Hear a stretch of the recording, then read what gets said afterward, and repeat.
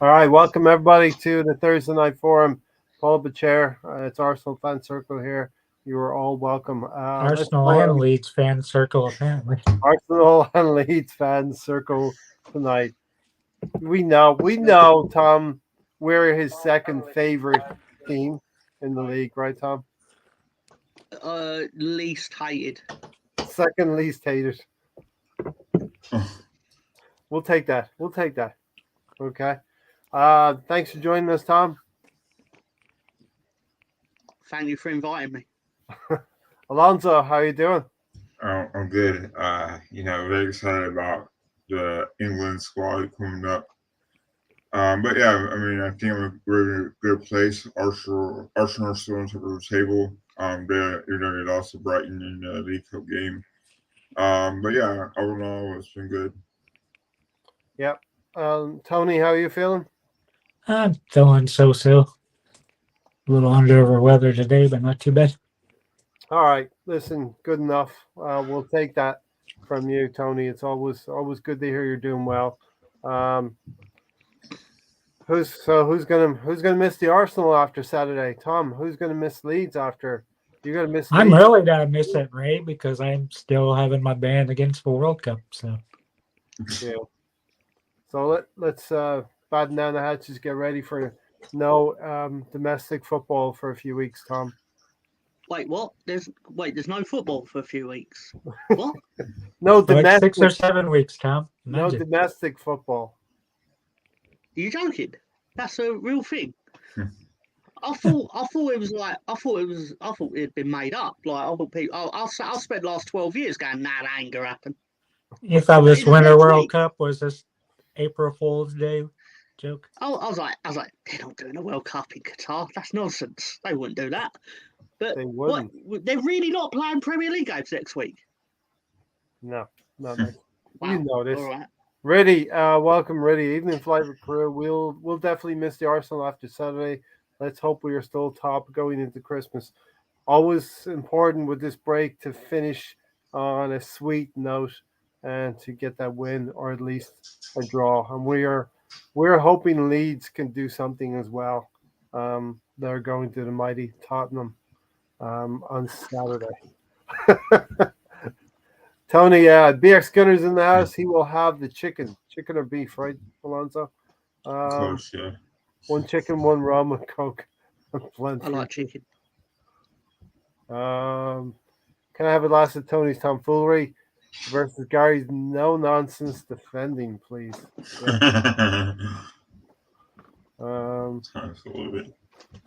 No Gary tonight, no Stan tonight. So, but Does anyone want to win a Yes. packet of these? Because Chicken strip. style back. I've still not ate them, Tony. Sorry. He's still haven't eaten Hey, them. hey, Tom, is it with the air pockets?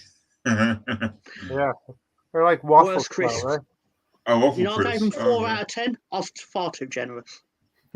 1 out of 10 now, Tom. Hey, Tom, Very generous for you. are those still shipped like chickens? Chicken Yeah. style.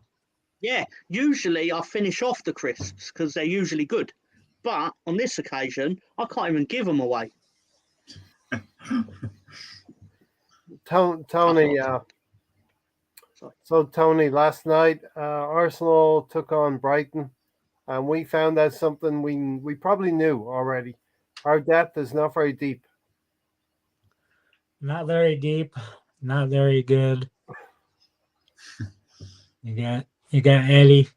Eddie's not good enough. Mm-hmm. We still created tons of chances.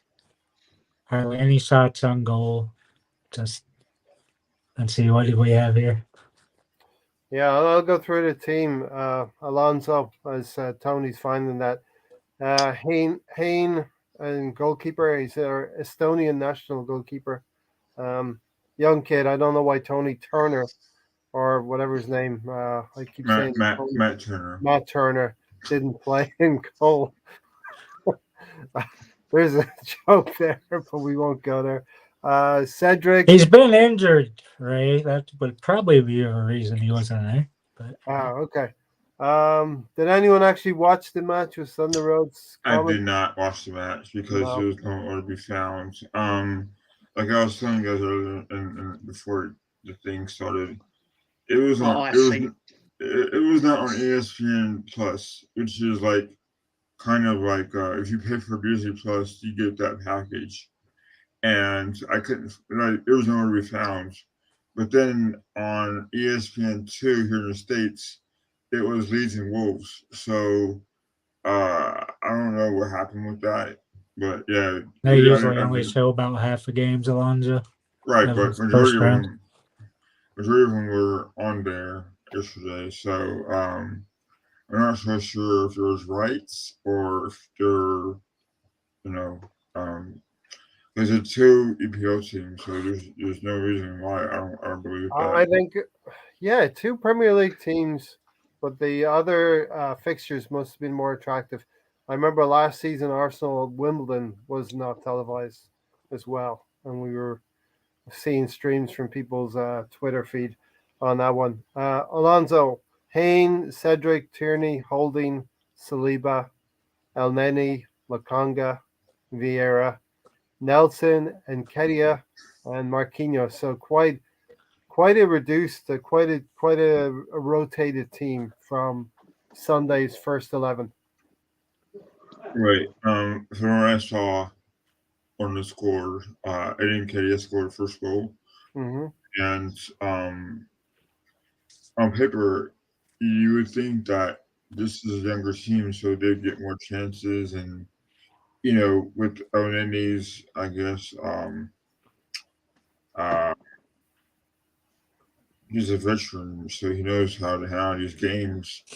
And I think Marquinhos, he could be some player for us, but again, Arteta doesn't play him much. He doesn't substitute him in much, and Vieira comes off the bench games now recently.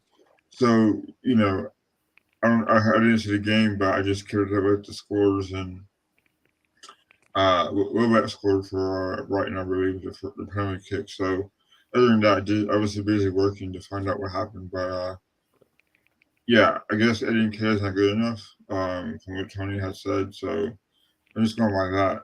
And Brighton are a good team too. So I'm assuming they probably voted a better team. So I don't know what happened. Yeah, Tony, you got some stats.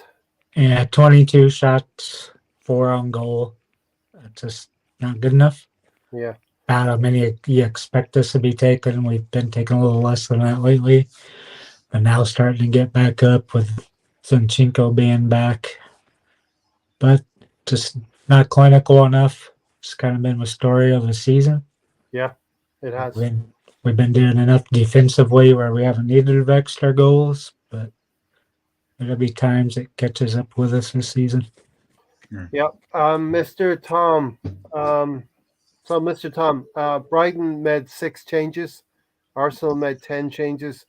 And, this is a competition we are talking about before. Arsenal, it's actually the first competition I've seen Arsenal win in 1987 when, they beat a Liverpool team. Arsenal won that in 1987 under George Graham. We won it in 1993 as part of a cup double with the FA You Cup did. as well. But Broken up. since then, Arsene Wenger's come along and we've had some success in the Champions League for over 20 years, consistently in the Champions League. So traditionally, Arsenal has used this competition as a breeding ground for young players, or just not You were really, the first club to do that, weren't you? Really? possibly, You probably. from what I remember, Arsenal were the first team that actually made other clubs realise we should probably start using this to start playing our fringe players. Yeah. Mr. Bungle is awake with us. He's having a slash, and we are live. So good of you to join in with us, Mr. Bungle. But yeah, Mr. Tom, this tells me, and Mikel Arteta knows his squad by now. This tells me that two things, right? We're really not concerned with this competition because of the strength of our squad, probably. Or secondly, he's trusted the second team go out and do a job, and they haven't stepped up and taken advantage of their chances. What do you think, looking from the outside, Tom? I think it's more of the second one, based on the quality that it won't appear that way to you because you lost the match, but there is quality in that 11 that was played individually. And like you say, you got to keep in mind you took the match less seriously than they did, and you got punished for it, and evidently in the lineups and the changes. Yeah, And we try to make with changes to make up for it, but yeah, it's too late. exactly. They played enough first team players that they rode the wave of the match essentially. Yeah. What I will say is I know at 1-1 Eddie at the post, and that would have been the difference between maybe choking Brighton, putting your hands around their neck as such. Yeah. If that had gone in, you may be talking a different story. Obviously, I don't do parallel universe football. You still lost. As a thing. But at the same time, it weren't like you went 1-0 up and then just, threw a towel in. Like, you had the chance to go back in front. It didn't work out for you. That's football, unfortunately, as I find out all too often with my team. Yeah. And, yeah. Go ahead. Basically. Yeah. It's just one of them things. On different night, your 11 would have beat that 11, but on that night, you didn't, and that's it. Yeah, Tony and Alonso. Tony, first, Tony, I'm going to ask you: did the players that were on the field not take their chances? They definitely didn't. Like I said, the stats show we didn't take the chances, but Arteta made the changes. Unfortunately, he made it after they scored the second goal instead of before they scored it. Yeah. That could have made a difference, made the defensive changes that needed to be. Gabriel needed to come off. Saliba needed to come off. As we've seen multiple times now, Saliba and Holding can't play together. He's either have to go Saliba White or White and Holding, which I probably wouldn't see him doing, but he just can't do this Saliba and Holding together. They just don't work. Some lineups don't work. This is one of them. Yeah. Listen, there can be partnerships that don't work, and it's looking like Saliba and Holding do not gel and do not work together. Alonso, what's your thoughts on it? Mr. Tom said Arsenal did push early doors second half. Eddie hit the post, but we got caught on a counter attack, probably just to the point where we were trying to make some substitutions.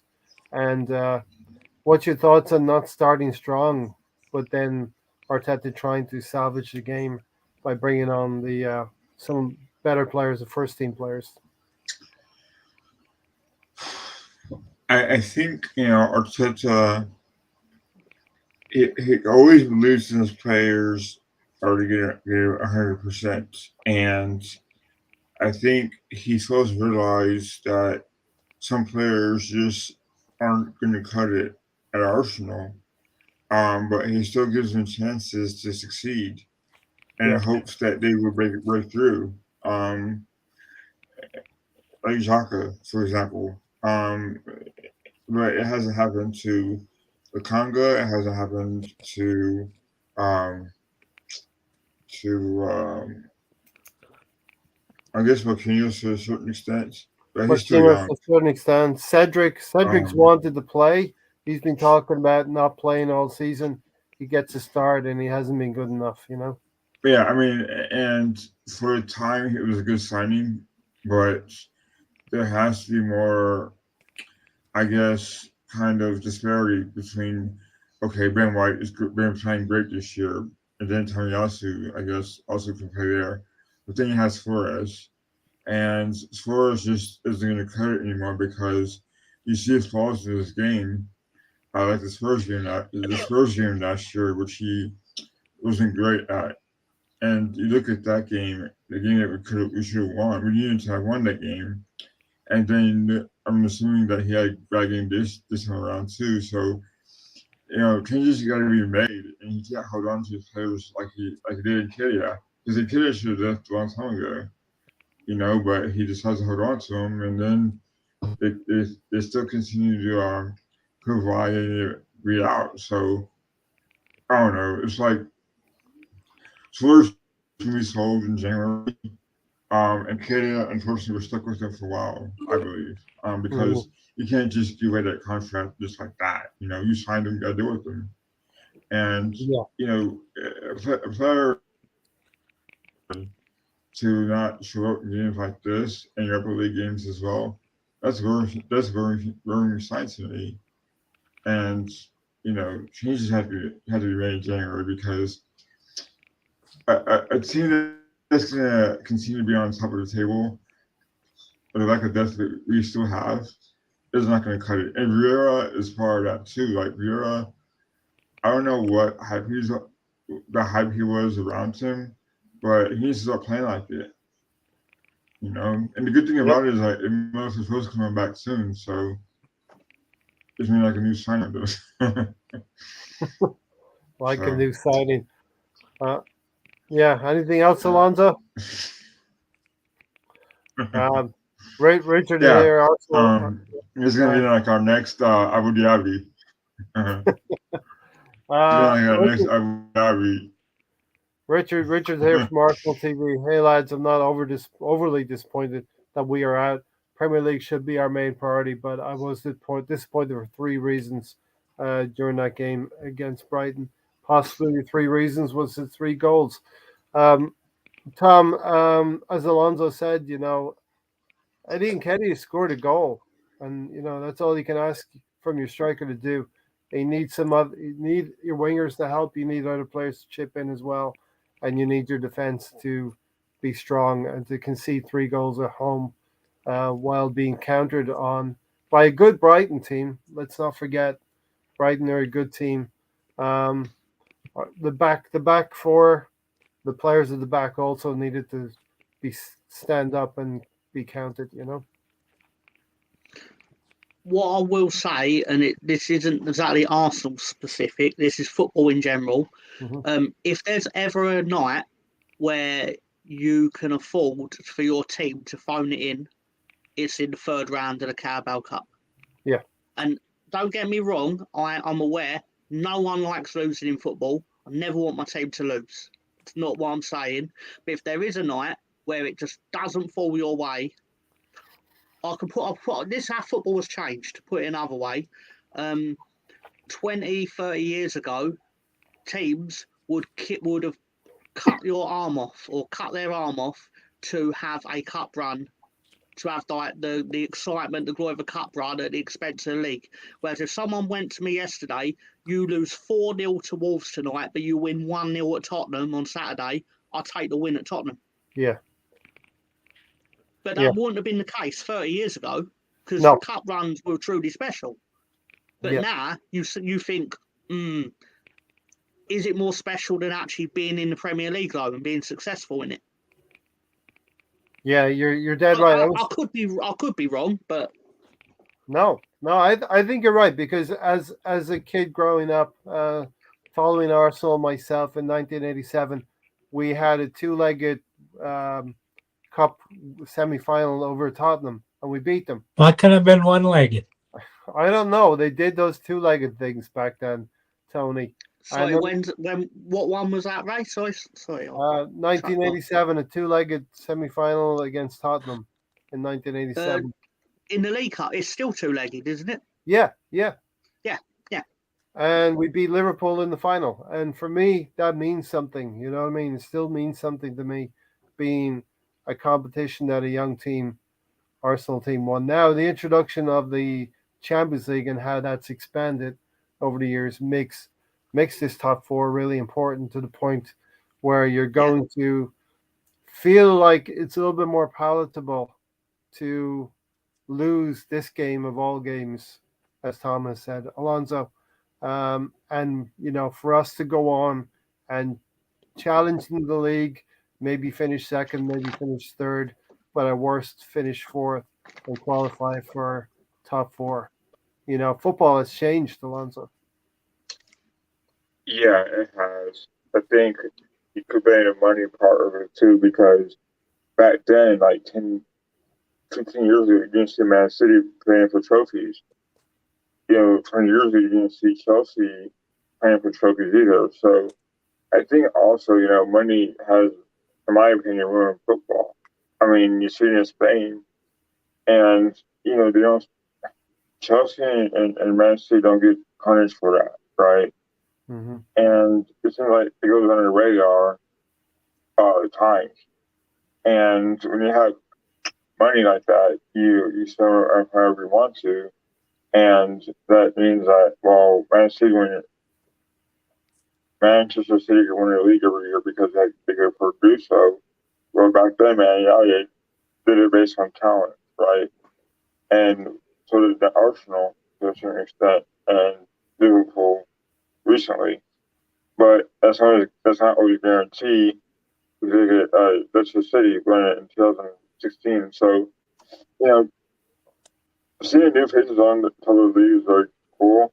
But when it comes down to the knockout stages and major tournaments, like the FA Cup, not League Cup, but FA Cup, League Cup, the other league, Champions League, it's kind of cool in a sense that, anybody can upset anyone at any given Wednesday, Thursday, Tuesday, whatever.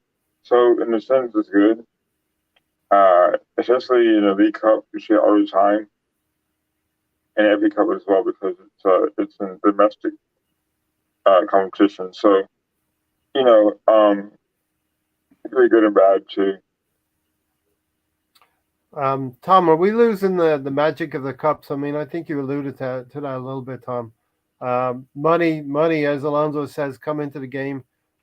Where the bigger teams are fielding weaker squads, second teams in effect in the cup games. Even in the FA Cup, this is starting to happen. The mystique of the FA Cup is being tarnished, Tom. I believe that is the case. It would instantly become different if they made it so the winner of the FA Cup qualified for the Champions League, for example. That would change things immediately. Yeah. That will never happen because obviously the big six would be like, no, wait a minute, we can't risk losing one of our spots in case Everton happen to go on a cup run, sort of thing. Don't know why I used Everton. They won the cup since 1995.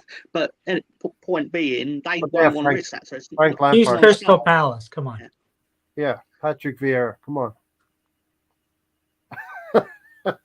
They've not won it even longer. No, I don't know. But but they had a good shot at it last year. I think it's an interesting comment from Mr. Arsenal TV about specifically. I don't get why Arteta went so weak. In fairness to Mr. Arteta, your team are currently top of Premier League 2, Division 1. So if there was ever a time to use a core of that squad, it would surely be in the Tin Pot Cup early round. Yeah. Or why have an under-21 team? Yeah. And listen, I can chime in as well. Richard, disappointed that we lost, for sure. I think the team selection was exactly what Arteta wanted to give players a chance. If you want to, maybe you're not going to take Partey's place. Maybe you're not going to take Gabriel Jesus' place because we know these are pretty much world-class players. But we still had 7 starters that ended up playing tonight, so it wasn't that weak.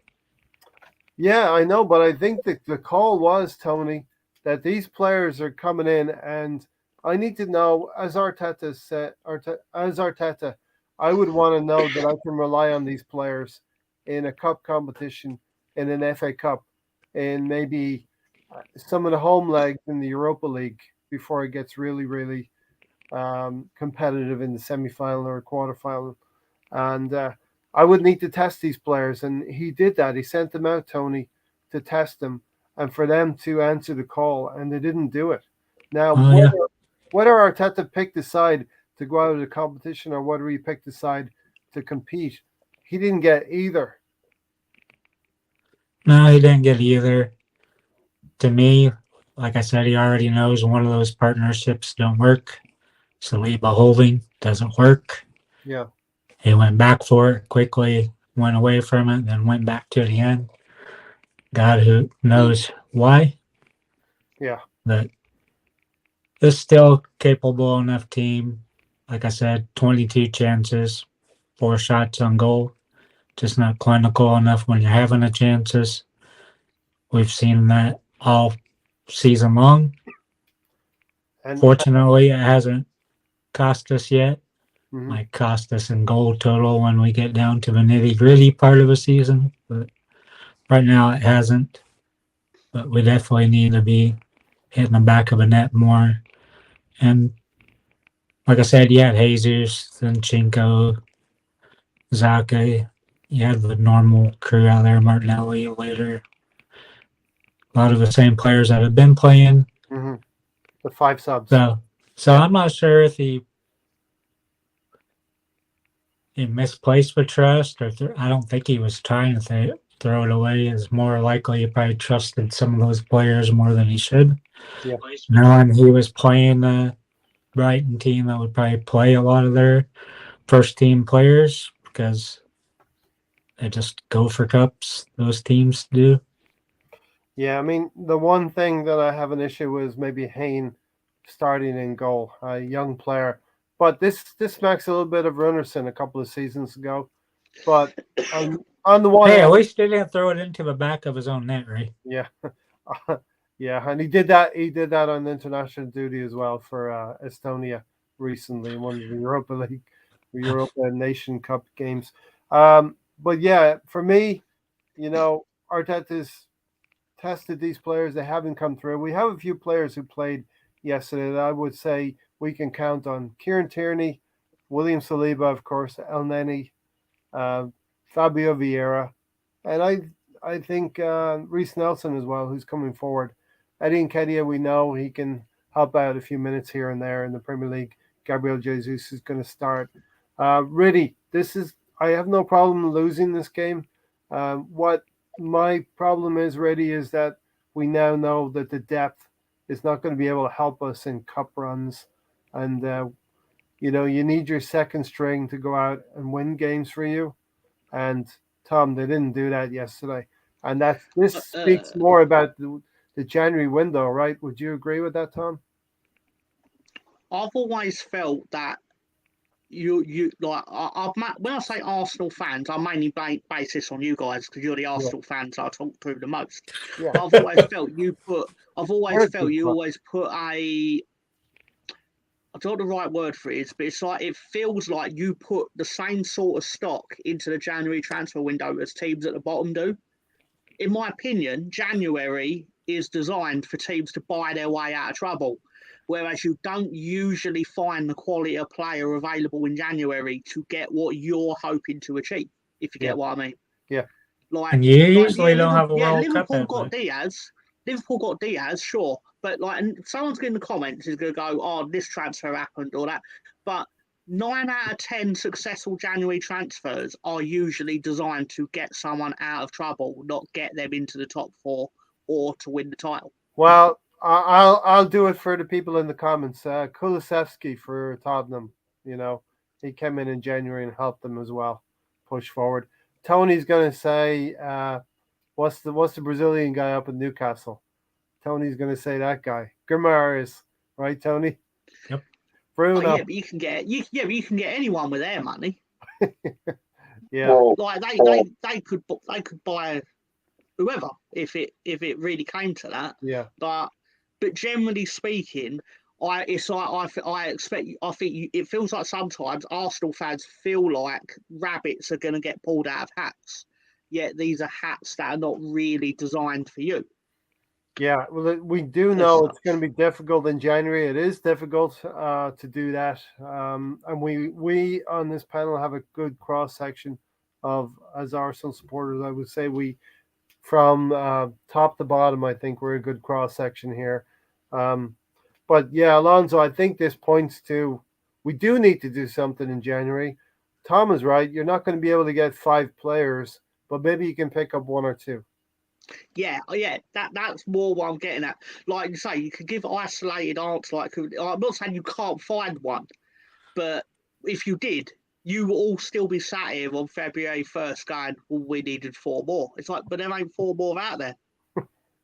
Now, some Arsenal fans will always want more, and Yeah. we do know in the next summer, Tony. We do know next summer we'll need maybe 3 or 4, but maybe we can get 2 in January. You'll be in a position in June where you can make that happen because Yeah. you'll probably be in the top 4, and that instantly changes the player available to you. Yeah, instantly. Tony.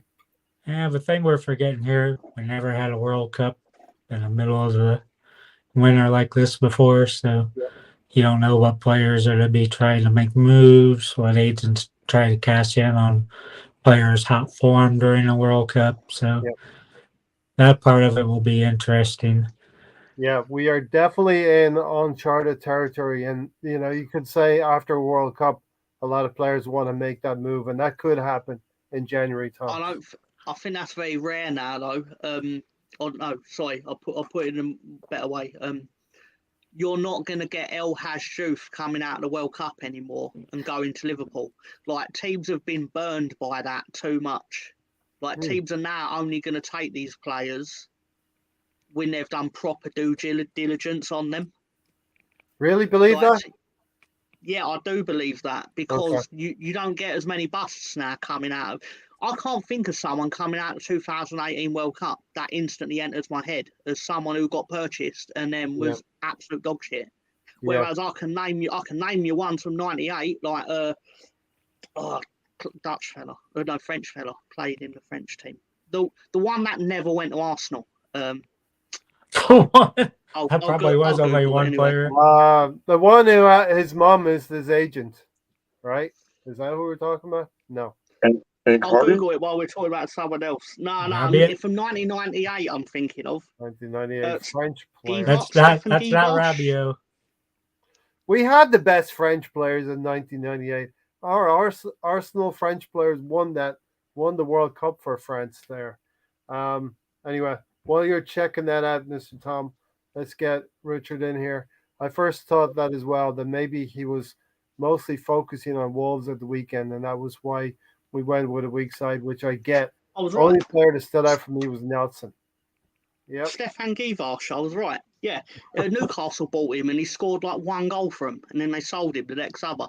But like my point was, though, those examples are more in the 90s when teams were first starting to buy players from outside of England, and then who had a good World Cup? Bosh, 2 million on someone. And shit. I think you're right, Tom. Back then we didn't know, the football world didn't know much about African players or Asian players, and the World Cup was a shop window for these players, and they got some lucrative moves as a result of that. I think we need at least a striker and a central defensive midfielder for January. That's it, and get the rest in the summer. Maybe a midfielder, Tony, and a winger. Yeah, I think we'll definitely be looking at 2 attacking players, probably a striker and a winger. Yeah, sounds like we're looking at either center back or left back coverage. Tierney might be on his way out. So who are your sources, Tony? What?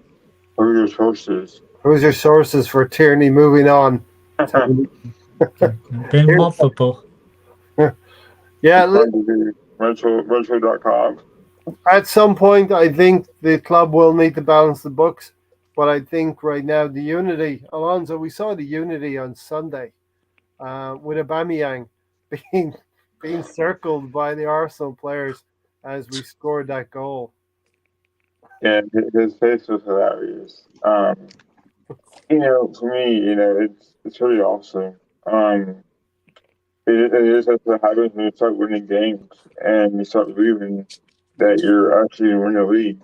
I think it starts from the leadership. I think when you have the redemption story of the decade, Granit Xhaka and Jesus and Zinchenko, and these group of guys that people were just predicting them being enforced, and now you see them being there first. It's pretty awesome. So them being togetherness and family and all that, especially with Arteta. You saw it in the documentary, The All for Nothing, how he features that. And, I think we missed that part of the team. Hmm. Um, we saw it whenever you had Vieira and Henry and all those guys. And now Arteta's bringing it back because he's been here. He knows what it's like to be an Arsenal player.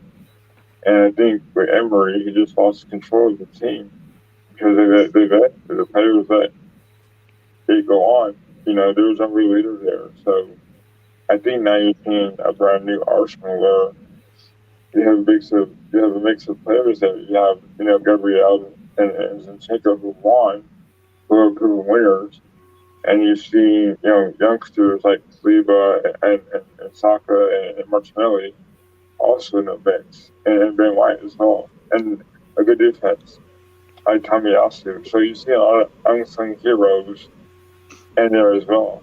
So I think it's good to see. Yeah, I think we're going to delve a little bit more into that as well, Alonso, for sure. Richard said nothing personal, Oba. Haha. And good to see you back, Richard. I saw you live yesterday. You're back on YouTube, and it's great to see people coming back. And the important thing is family life, and the important thing is your life. And you come back when it's good, when it's time for you to come back, and you know, do the thing that you like to do. Talk about Arsenal when time allows, when family time allows. Tierney going nowhere. Prime Tony is back. Hot take Tony. Well, sometimes he's like that clock, Tom. He could be right twice a day. He might chime a lot, but he could be right twice a day. I had to take a photo of that because I was like, that's the best backhanded compliment I've received in my life. I was quite pleased. If you hang in there, and listen to Tom, it starts to make sense after a while. It does. And then I start talking about the random French players that no one knew played in the World Cup final. I didn't know. I couldn't believe it. Played the World Cup final, took off in the 66th minute for Christophe Dugarry. I remember some weird shit. Tierney going nowhere. Prime Tony is back. Stefan is here. Mr. Bungle. Good to see everybody in the house here. Okay. So, Tony, we're going to go down a little bit of road about Mikel Arteta, about Emery, all that stuff, I think that Arteta has done a lot of work since day one, and he's done a lot to change the culture, and we've come a long way in 3 years. You and I know what Emery did for us. Emery in 2019, we were third in the league, right, Tony? We talk about this a lot. We were third in the league in October. Yep, going into that international break, then players came back, did nothing. We quickly dropped eighth. Made a change. Freddie came in. Players weren't playing under Freddie. None of the players had any endurance at all, which was strange because they could run. When Emery first came in, those players were running for 120 minutes. None of them hardly breaking a sweat. They were super fit.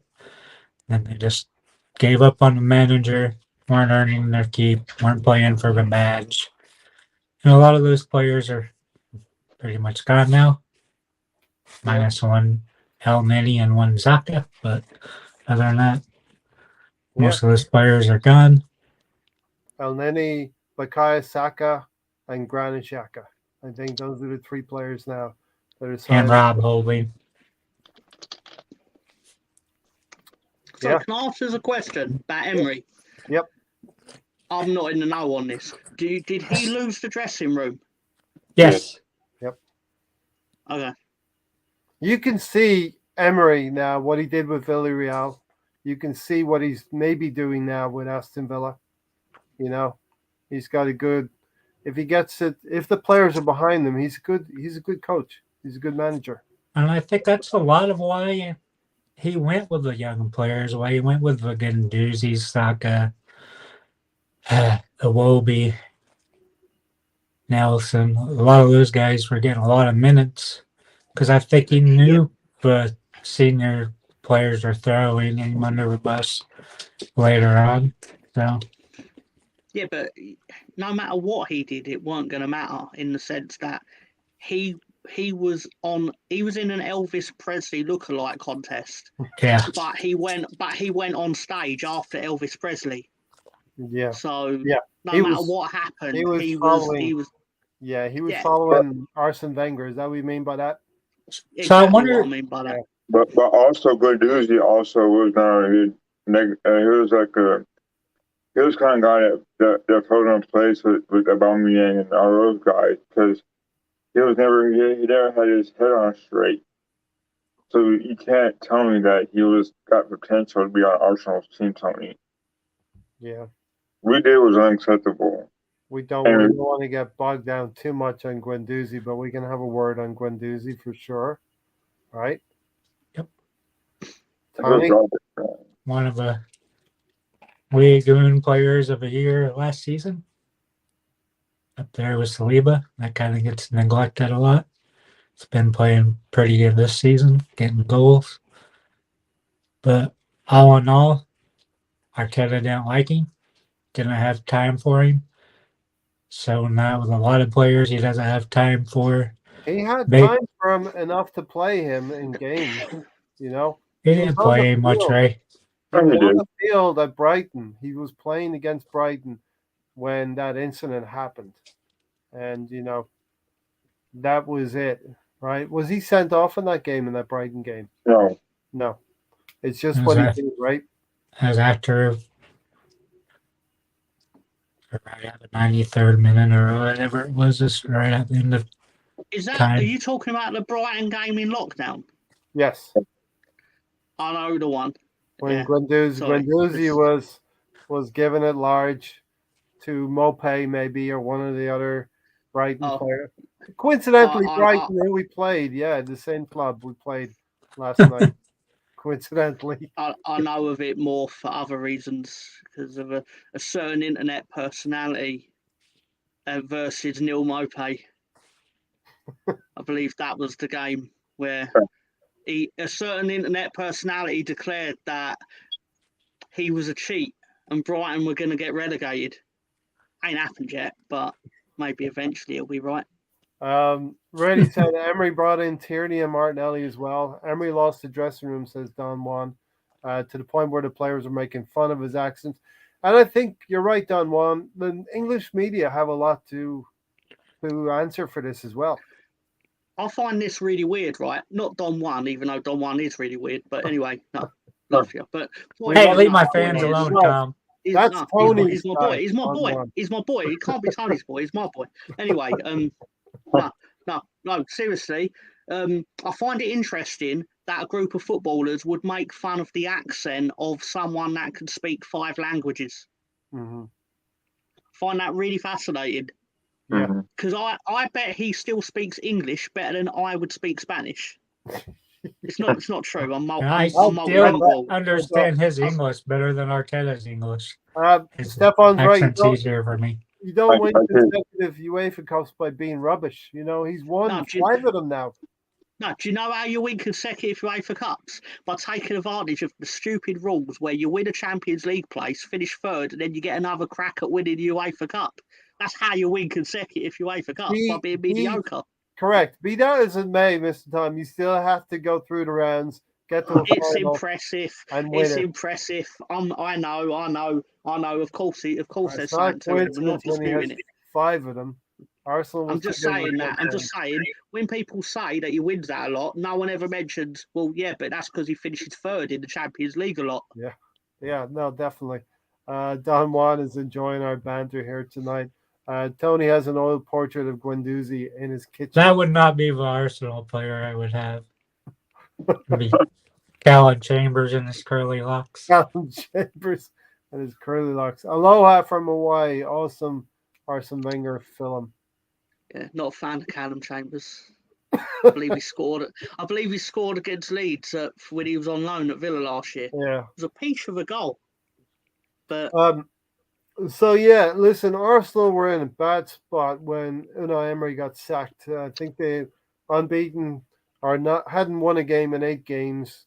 We just had lost the game in the Europa League, and Unai Emery got sacked. Well, then we know the search was on, and Mikel Arteta came in, Tony, on December Do you 20th.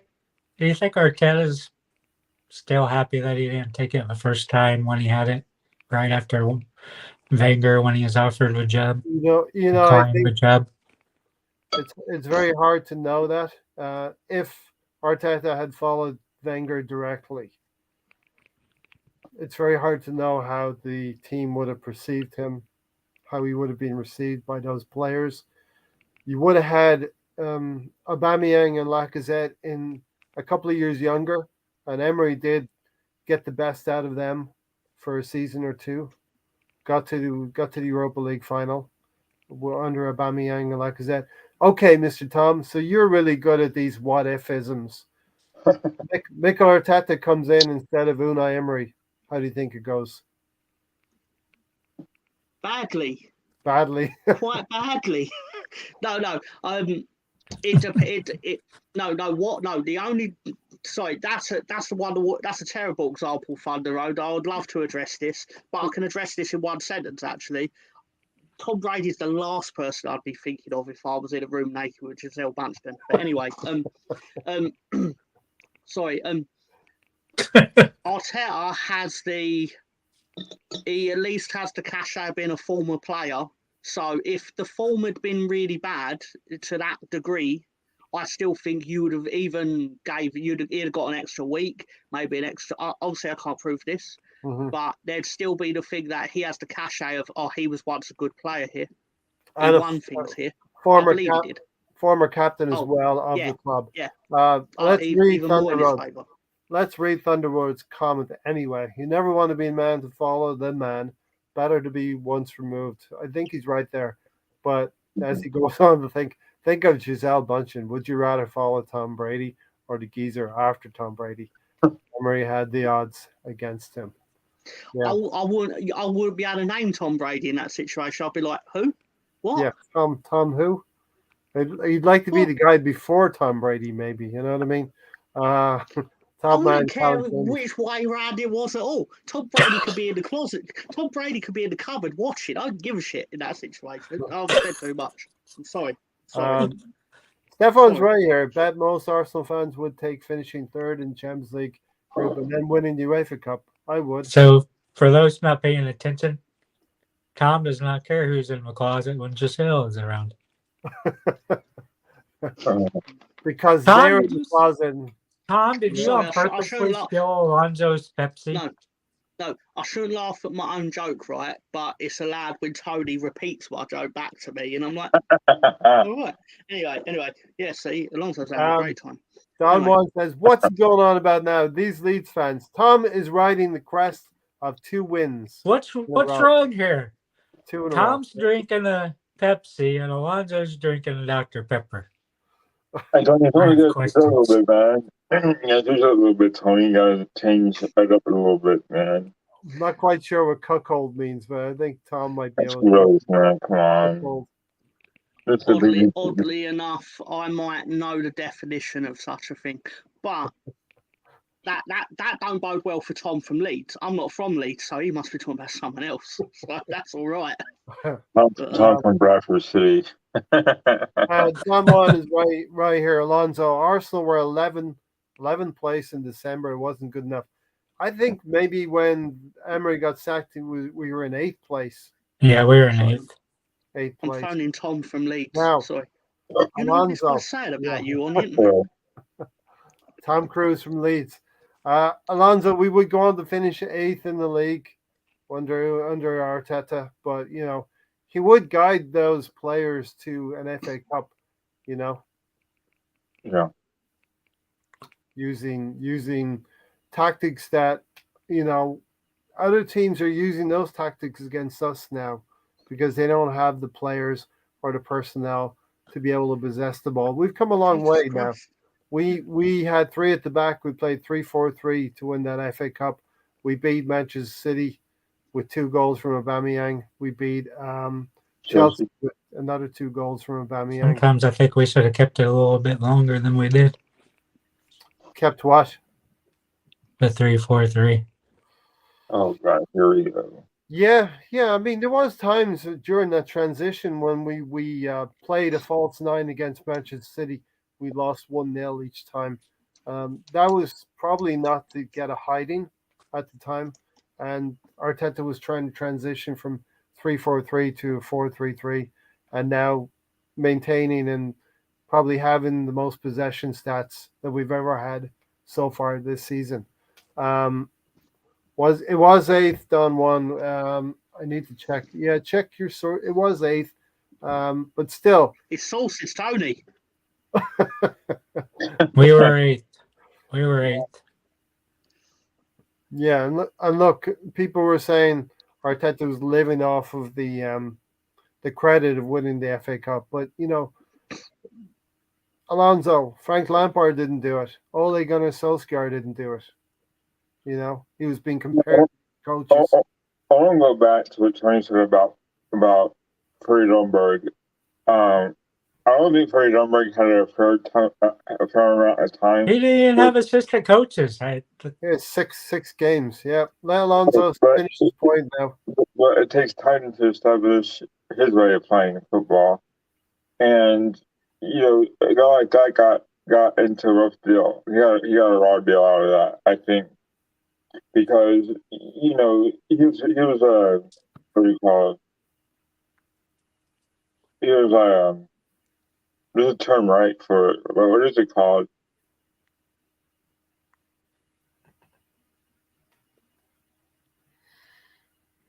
What is the term called that you like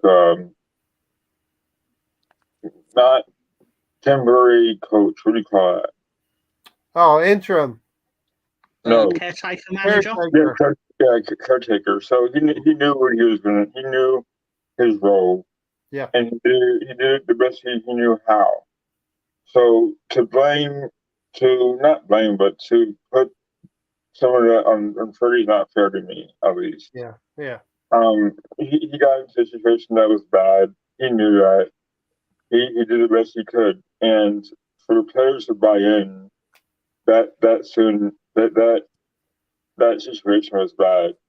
So for him to ask him to take us better than we were, it's kind of unfair for him, in my opinion.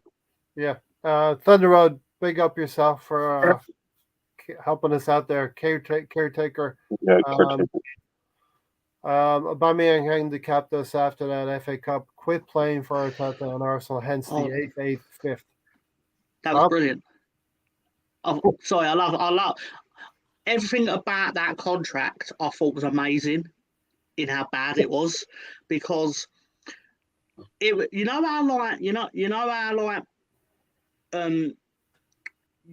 do a job and then you get paid for doing it, and you get you might even get a bonus. Yeah. And you compensated for the work you did that day and things like that. Well, what Arsenal did was, you already won us the trophy. Yeah. So now we're going to give you $400,000 a week, allegedly, and the captain's band. Yeah. Despite the fact that you've already done the thing. Yeah. The problem was 31 years old. The problem was that we had a young team coming through under Arteta, and we needed goals maybe to keep that level of consistency going. Listen. Yeah, but we scored more goals with him on the left than he played him in the center. Unless he had no money as a bonus in his contract before 2020. So basically he got nothing for winning the FA Cup, which I'm pretty sure is not true. What are you rewarding him for? He was on 220K and a 40K a goal bonus. So every time he scored a goal, he got 40K. Yeah, they were rewarding him for, stability. They were rewarding him for not going to Barcelona, because Barcelona were circling at the time. And they were rewarding him for what he was going to do in the next coming seasons. But that slowed down, I know this ain't true, but I like to, now you've just said that they were warding off Barcelona, I like to think they sat in the room and went, don't worry, Pierre, don't worry. we're going to pay you 400 grand a week and then give you the Barcelona for fuck all anyway. As Reddy says, hindsight is always easy. And Reddy, we're not doing hindsight. We're sort of just backtracking and going through the time. This one can do hindsight because he's the one panelist I did say is a horrible deal. Don't do it. Yeah. We'll give you props for that. You were right, Tony. You were right. Bringing Jesus in has brought a winning mentality to the team, and everything is brought to the side is everything we were crying out for in Aubameyang and Lacazette. Tom? Yeah, you didn't know me at the time, but I also speculated that was a bad deal. The upside, it felt like the upside of it had already happened. And look, I've been talking about Mo Salah in the same way. Now he's starting to pick up some steam. He's starting to score some goals. So I can't quite equate Aubameyang's mentality with Salah's. In the defence, I don't blame the player, obviously. I'm not going to blame the player for getting the money because that's not their fault that you were willing to pay it. What I will say in defence of Mo Salah, in terms of this salary or that, I think everyone is looking bad compared to Haaland because Haaland is so far out in front in form and everything like that. So I think although Salah has he's statistically dropped off, he doesn't seem that far behind everyone else. He's just really far behind one individual player like everyone else is. Yeah. I mean, at this point this season, there are only 2 players that I'll tell you a have statistic scored about more Erling Haaland. Sorry, that I Haaland the found out entirety today. of the season. Erling Haaland has scored 18 goals in 12 Premier League appearances. That's really impressive. His dad scored 18 goals in 181 Premier League appearances. And it's probably his whole career, right? Yeah. For Leeds and Nottingham Forest and Man City, 18 goals. You know what I would be interested to do is, and maybe this wouldn't be very good, but add up the distances that he scored from for those 18 goals, and it's probably 18 yards.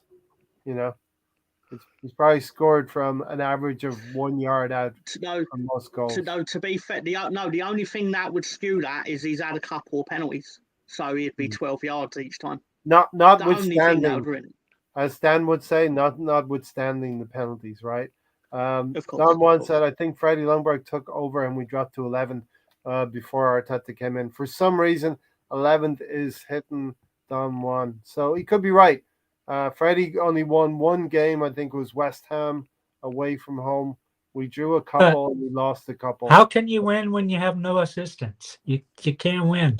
He was set to fail. He had Per Mertesacker as well. And Tony, that tells us the structure of the club was at an all-time low, right? Yeah, that's just nonsense. Even if you were just caretaker manager, you still give a guy some coaches in there. Try to do something.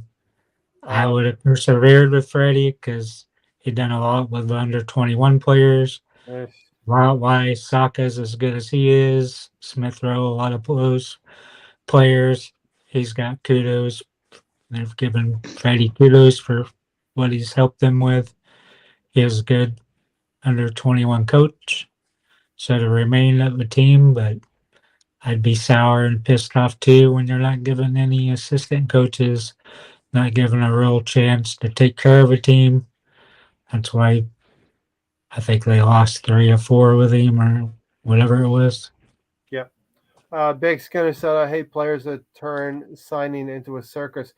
So with all of that backdrop, Alonso, Mikel Arteta comes in. And look, it was a long road.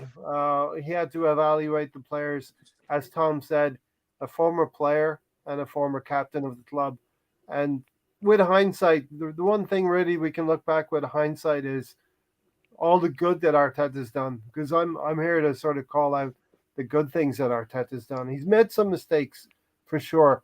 But look at where we were, Alonso, and look at where we are now. Yeah, and he's also convinced winners like Zinchenko and Gabriel who come to Arsenal that finished fifth and is chasing Champions League spot. And we didn't know how much their demeanor and their mentality would matter this stage of the season because now we're pushing the total league, rather. And so, yeah, he's made mistakes. Like, he's made mistakes as far as time management, and you're seeing more of an improvement this year than past because now he has the depth kind of to do so. I say kind of because, our substitutes are contributing. But you look at it like this, he brings in Rob Holding, and Rob Holding has given a nickname a closer because he closes out games, right? I mean, I don't think there's been a time this year that since he's on the pitch late in games, that we've lost. Mhm. You know what I mean? So I think adding players defensively has been a good thing, like Tierney, subbing off Tomiyasu. And I believe, yeah, so, he's done that part smart. Just a matter of time before the substitutes come in to score goals. And it will happen, but we need it right now because the commentators are noticing that the substitutes are scoring. I believe against it was the Leeds game. I think that they noticed that the substitutes aren't getting enough goals for Arsenal. So that's kind of worrisome, but that's not on Arteta. That's on the players, I believe. So Mhm. he's giving players chances. It's just they're not executing. They're not executing their plan offensively. Some Tony, I was thinking about this. We've been talking about some of us have been talking about the constant shouting from the sideline from Arteta, especially during lockdown years, and we've had some players come forward. Kieran Tierney say such good things about Mikel Arteta. It strikes me, maybe Tony, that Arteta was so insistent on getting patterns of play instituted and having players in the right position and molding the team that we got this constant shouting from the sideline. And we're seeing the benefits of it now, Tony. I still don't think so. I think it takes away from a creativity. But there's no creativity in the way that we're playing. Look, there is creativity in the way we're playing, but it's very structured, and the players have to know where they are at all points in the game. And football is about creating triangles, right? And about creating patterns of play. I still think you want creativity out there. Tom, what do you see from the outside then? Because Tony and I slightly differ on this point. Well, obviously, I'm from the Bielsa school of football now, so I believe football is, but basically it's what you described. You learn a few patterns of play really well to the point where you can do them blindfolded and in your sleep, essentially. Mhm. And with Obviously, 12 offensive players, yeah, obviously, Tony, I know, don't worry, Tony. I see the future. I know you're going to turn and go, yeah, and We're he's going to going lead to there. you conceding 20 goals in a month and all this. I don't care, 7 Tony. I goals don't care. against Liverpool. Yeah, what's he's the Yeah. shortest month of a year too? That's even more impressive, too. It was Those really are the impressive. patterns of play from Tony, and he has well rehearsed. Tom, Tony has well rehearsed patterns of They are. chatting. They are. You can tell we've had similar discussions. I knew what he was going to say before he said it. Yeah, when you I do knew he was going. I knew he podcasts, was going to go in a month. The shortest. I knew he was going to say the shortest month as well. Because I mean, to be fair to Tony, is highly relevant. Like if it happened at Arsenal, I'd bring it up all the time. I'd be you letting 20 goals in the shortest month of the year. You couldn't even do it in March, man, where you could fit in more games. Like it was like, nah, what's the shortest month where you could fit in the least amount of games that you get battered in? But it's I got to don't be make the fixture list. it's got to be like a quiz question in a Liberace style book. one of these days. You know, I'll give it about 14 years and then I'll bring it out. uh, Hopefully, someone will beat our record. yeah. So listen, we wondered, Tony Alonso, we wondered why Arteta was shouting from the sideline constantly. That's in hindsight, that's my thoughts now, that Arteta was trying That's to your 2020. institute patterns of play, Alonso, and now we're benefiting from those patterns of play. We are able to get ourselves out of situations. We saw how we rondoed past Aubameyang in that Chelsea game. You've seen that Twitter clip, right? Mm-hmm. Yeah. Now it's Aubameyang, and he's probably not going to put the effort in, but still the pattern of play is there. We went past the other 10 Chelsea players. It's the worst player on their team. Let's. Don Juan Boys, said, it's more fun. It's more fun when the other team know what you're going to do, but they still can't stop you from doing it. Yeah. It's always sweet. And I think this is what I hear from rival fans, Tom. Our rival fans, we know what 11 Arsenal are going to play. Okay, you know our best 11, but you haven't come up with a plan yet. That is a very fucking hard to figure out. Counteract To be them. fair, You know what I mean? to be fair, I believe we did have a plan to counteract you. It just didn't fucking work. Pardon my language. And to be fair, you caught us on a bad day, but also you played with a lot of intensity. You had a week's rest, and you took advantage of that. Now we got away with blue. Don't make any excuses, Ray. We got away with It's gonna murder. be We got their away with ass. murder on that That day. was beautiful players. Can I answer Don One's question? The one at No, Tom. 2:45 a.m. No, it's a good question. What do you It's think good, of it's Leeds? great. Leeds all or nothing? That's a great question because I wanted to add. I'll do a bit of advertising here. Don, we already have a documentary on Amazon. Yeah. We beat Arsenal to it. We got two seasons. It's like coming home or something, right? Isn't it? Yeah, take us home. Season us one. home. Take us home. Season two. It's there. If sorry, Alonso. This isn't the called Mr. Tom. Tom, Damn it, Alonso. Tom, would you take Arteta? Yeah, I think you take Arteta for Leeds. Yeah, it wouldn't be the most disastrous appointment considering I've had the last. I'll put it another way, lads. Like I'm in close. I'll tell you, we've had in the few couple of weeks where Marsh was on the cusp of losing his job allegedly. I don't think it was true, but allegedly. Like before we decided that we can actually win football matches and beat the likes of Liverpool and that, it was like, do you know I read was like we were going to replace Marsh with Sean Dyche. Sean Dyche. And his opal fruit. The modern day Allardyce, opal fruit man himself. And then you see they go, would I take Arteta? Jesus Christ, I'd carry Arteta to Ellen Road on my back before we had Sean Dyche. Jesus Christ. I'd get behind Sean Dyche as well. Let's see if Sean Dyche is listening and tunes in. Calls in. Would you like Sean Dyche back in the Premier League? I just want Sean Dyche to call back into a show.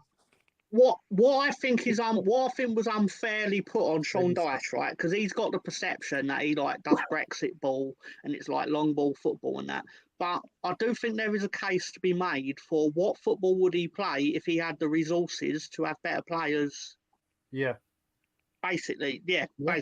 And more opal fruits. I think he got a good. He would get a good tune out of Burnley, and they would get results to get themselves. They get a good chewing out of opal fruits out of too. relegation. Yeah. So, Tony, I did say. Sorry, just quickly. I did say when Leeds spent all their time in the Championship, and people were like, "How are Burnley still staying up?" I did overconfidently say, some may say, because I can be a bit of a prick. Unsurprisingly. Yeah. Never admit that to Tony. I'm a massive prick, right? But I was sitting there going, as soon as Leeds get in the Premier League, you will find Burnley will not be long for the Premier League because I was confident we'd relegate Burnley. Yeah. And we did. Stefan doesn't think it's going to happen that he will be in the Premier League again. There were rumors that Sean was going to go to Rangers, but he has dismissed that speculation. You know.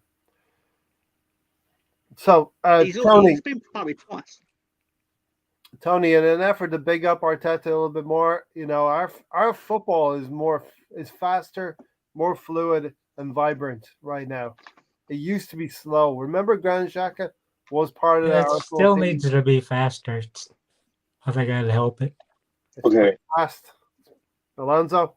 Tony, you say you want Tielemans, right? Tielemans? No, Ray wants But, you. but then you say he's slow. So I don't quite understand that. I don't want him. Ray wants him. I mean, So, you could say he's slow carrying the ball, but if you transition the ball, if you pass the ball, make the ball do the work, then you can still play fast football.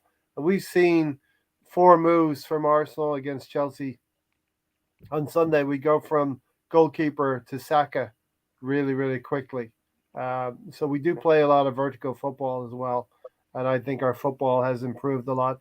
The biggest thing I think Arteta has done is identified the broken nature that Arsenal was in under Emery, identified the team spirit and the club in itself and the fans, and slowly but surely he's galvanized all of those now to where we're a pretty united team, united fan It base. takes 2.5 years to do that, Ray. It takes 2.5 years to change the culture of the players that were in that dressing room and bring in some good eggs and some hungry. I've seen plenty of managers do it in their first attempt at a club. All right, name one. Name one. Name one that was a similar circumstance. Name one not named Pep. You've Or seen Jurgen. people like, look at all the changes Vieira made his first season at multiple clubs. Patrick Vieira. Sorry, Ray, but you're now saying Patrick Vieira, but his job's basically to make it so they're not nearly relegated. I'm not saying he isn't doing well. That's not my point to it. But my point is his job was to basically turn an aging team into a young team and a team that's not fighting relegation, which, to be fair to them, they're realistically not. But if you asking him to turn Crystal Palace into title contenders, he wouldn't be anywhere close. Yeah. It's Tony. That money was needed. We needed to spend the money to get rid of some of those overpriced players, those players who had accepted 6th place and Europa League spots at best. Those players who I still know how those players got on that money, and those players who accepted turning up for FA Cup runs and maybe getting to a final and winning it. Listen, it's not bad. Winning a trophy is not a bad thing. But if you want to win leagues and win titles, you have to have dedicated players to work. What did we build on the last 4 or 5 FA Cups we won, right? We're building now. Yeah, but what did we build off of those? Nothing. Exactly. Under which managers? Arsene Wenger? Any of them. The last 3 of them. Yeah. Yeah. The issue as well was with the Cronkies as well. They did not gain full control up until that has hogwash to do with it, right? I'm still waiting for the manager that you're going to give us as an example. Tony. You could have said Thomas Tuchel, but he took a very, very good Chelsea team and molded them into a way of playing in the Champions League and win the Champions League against Pep. It's a different situation. Tommy Tickle. Yeah. Mikel Arteta needed to move players on, needed to bring young. Frank likes him some Tommy Tickle. And we also needed to take advantage of Bukayo Saka and Martinelli. Good talents, but you needed to put some players around them. And we've done that with bringing William Saliba back from loan at Marseille. And we've done that by bringing in Zinchenko, Gabriel Jesus, and others. I think Mikel Arteta has done an awful lot to raise the level of the team to the point where Erling Haaland might be the difference maker this season, Tom. Erling Haaland might be the difference. I would be very surprised if he was not. Yeah. Could you see 500K a week, Ray. You could better you see a be scenario rich. where Erling Haaland scores 40 goals this season, but City are second in the league? Pretty hard to see that, right? Erling Haaland is going to score more goals than the three teams that get relegated. I'm just weighing up whether it will be combined or individually. Yeah. Yeah, definitely. So listen, I think we've come a long way in 3 years, Tony. I think it was necessary, and the money that was spent was unfortunately necessary as well. I don't think that part was necessary. You know whose bad apples are. All those players are on too much money. We just had the wrong people in charge. Yeah, we're all sticking his pockets full of cash, running around with it. And now I think we can see, because we can look at other teams in the league, Liverpool or Man United, and we can see the mistakes that they're making. We've made those mistakes in the last 3 to 5 years. We spent just as much money as they have, but we've spent it more wisely in the last 2 seasons. Alonso, what's your thoughts on that? Um, just the mistakes you see around Liverpool making mistakes, not reinvesting in their team. Man United not having the correct structure of their club. Yeah, I think, like you had said, Ray, I think it's lack of motivation, or at least by the Conkies. I think they took charge. They didn't know what to do. They didn't take Arsenal seriously enough. During that time, during the latter part of Wenger's career at Arsenal, managerial career, he did take him to FA Cup wins. So we fans, at least I did, I took it as a positive. Um, and we should capitalize on those wins, and we didn't. I think, you could have said, well, what if back in 2016 we played a bit tougher and won a couple more games, and we would have been at least on par with Leicester. But I think Leicester were an unstoppable force then, and we beat them twice. I think that's what hurts. I think me the most as an Arsenal fan is that we beat the champs twice in a league in a time that they were going through cycles. Chelsea, Man City were going through cycles, and we take advantage of that. But Leicester City were a good team then.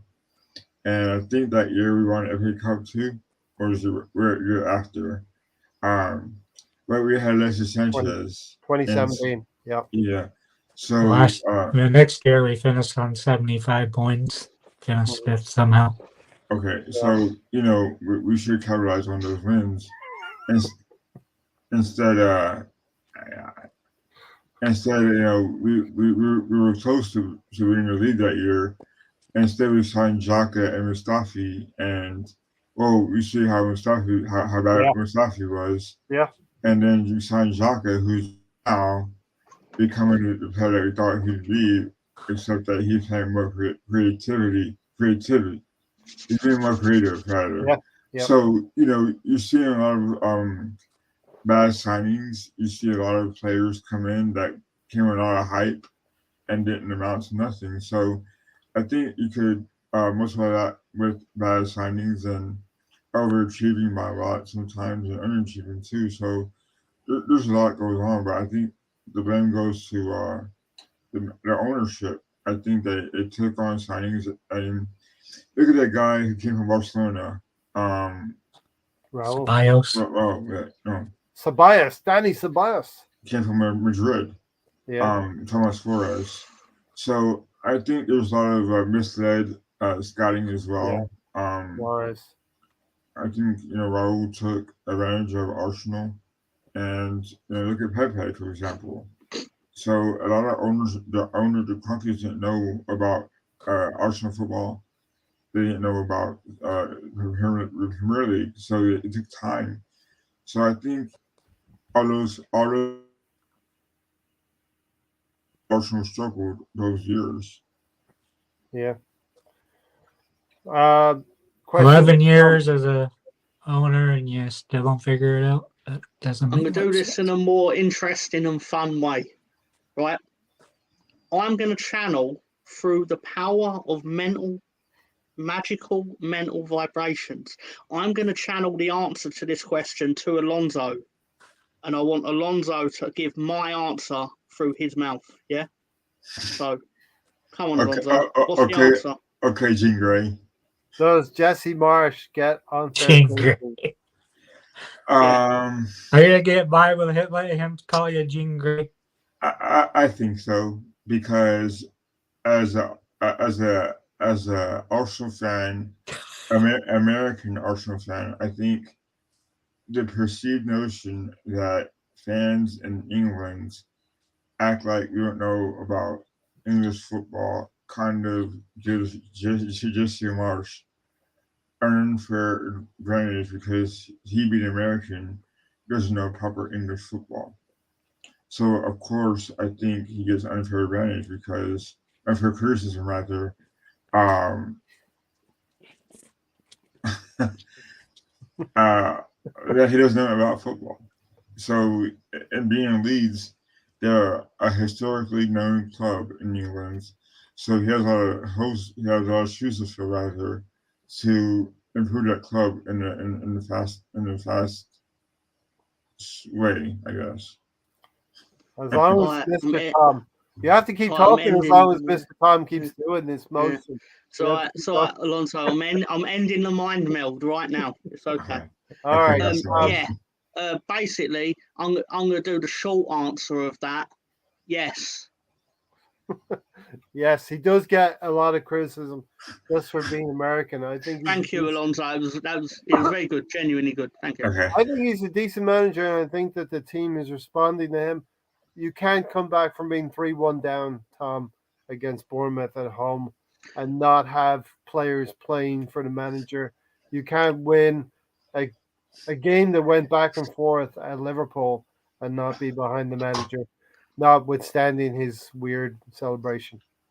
There you go. Yeah, Yeah. basically, yeah, yeah. I personally never at any point felt like the team have down tools on him.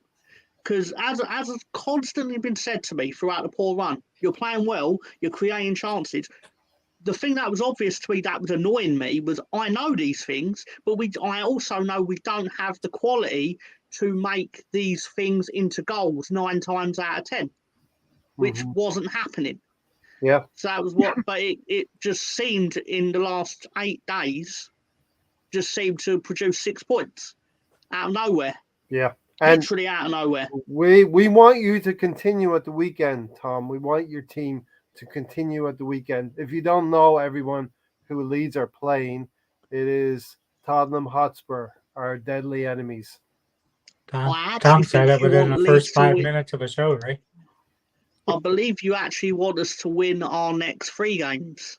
Yeah, I'll take that because you play Liverpool and No, Man Newcastle. City and then Newcastle. Man City and Newcastle. Please. Yeah. Yes. Yes, please. But can you imagine how dire it would have been if we'd have lost to Liverpool and then lost to Bournemouth? You would not be happy. Well, we'd You would literally not. be bottom. Yeah. Yeah, you would not be happy. Tom, Don Juan said Chelsea are in big trouble. Could this be football's about cycles, right? I think Arsenal are in a cycle where we're getting better, we're improving. As proven by the Brighton game yesterday, our squad needs about 6 or 7 very, very good players. Well, you knew that before the To game, be right? to be fair to my boy Don Juan, it depends on what you consider trouble. Well, top Like four to me, trouble. Top four yeah, trouble. to me, being seventh in the Premier League, I'd have vertigo being seventh in the Premier League. Like I wouldn't consider that trouble at all. I would Like, is say it for look at it as the entirety of Chelsea's existence the last 20 years, you know, under Abramovich. In that I mean, yeah, it's not situation, amazing. you would say they're in big trouble in that situation where under Abramovich they were expected to be top four every year. win a trophy or two. They're not going to do it this year. Because to be fair, right, they are 5 points off of fourth, right? But their game in hand, I believe, is against Liverpool. If they happen to knock off Liverpool, then they're 2 points away from the top 4. To me, that's not massive trouble. That's something that you can over. Plus, fourth is Tottenham. So if Tottenham do a Spursy, 2 points. 2 points behind Tottenham. It's Tottenham. That is the kind of talk that we used to speak about Arsenal 3 years ago, 2 years ago. If we do this, Tony, we'll be only 2 points off top 4. It was always just there within reaching, but we never were able to reach to it. No, but I don't have the emotional attachment of it. In an ideal world, both of them would finish outside the top 4. Both of them would.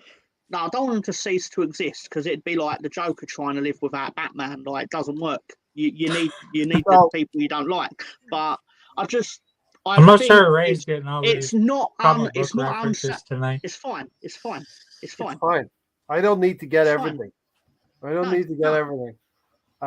Little Easter egg sprinkled for people in the comments and for Tony and sometimes for Alonso.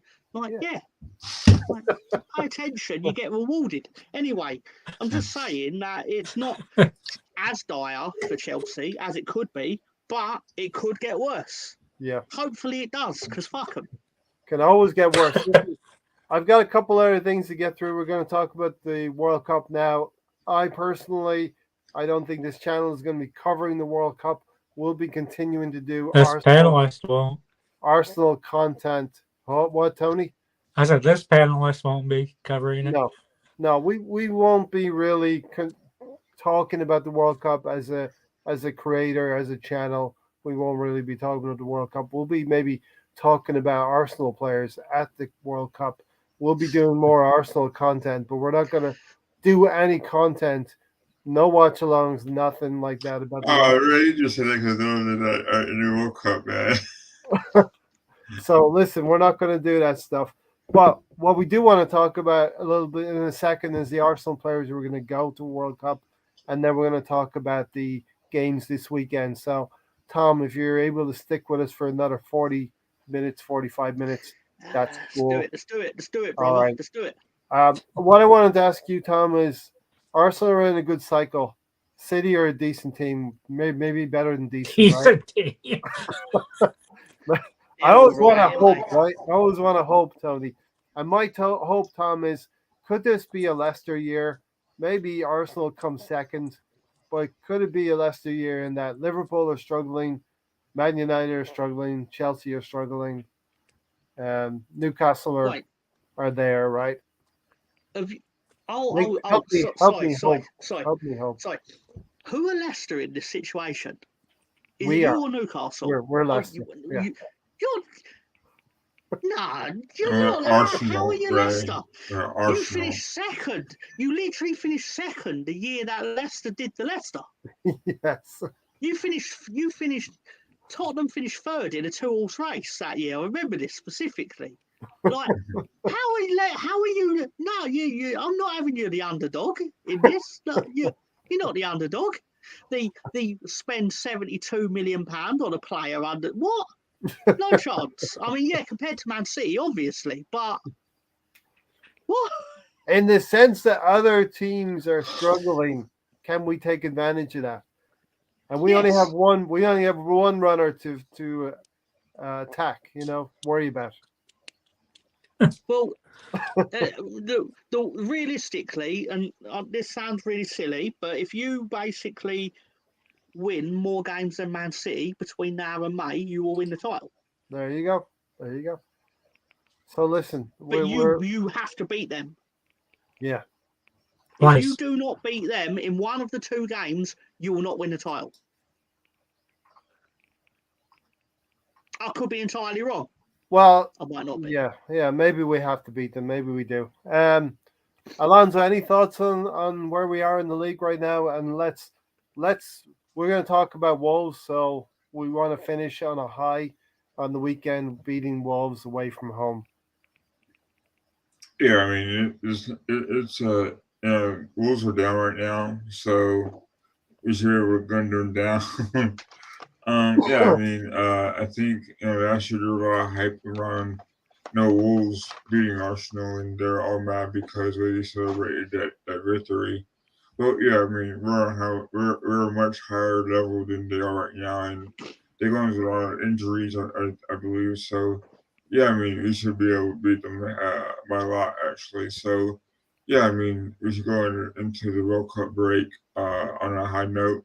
I think it shows in the past that we can be beaten, but so can Man City.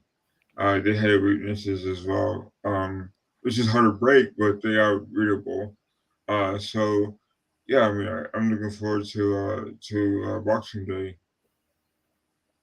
to see if this team is really for real. Because I think after World Cup, we're going to see what kind of Arsenal team we have, and then also after the day, to see if we can improve the team.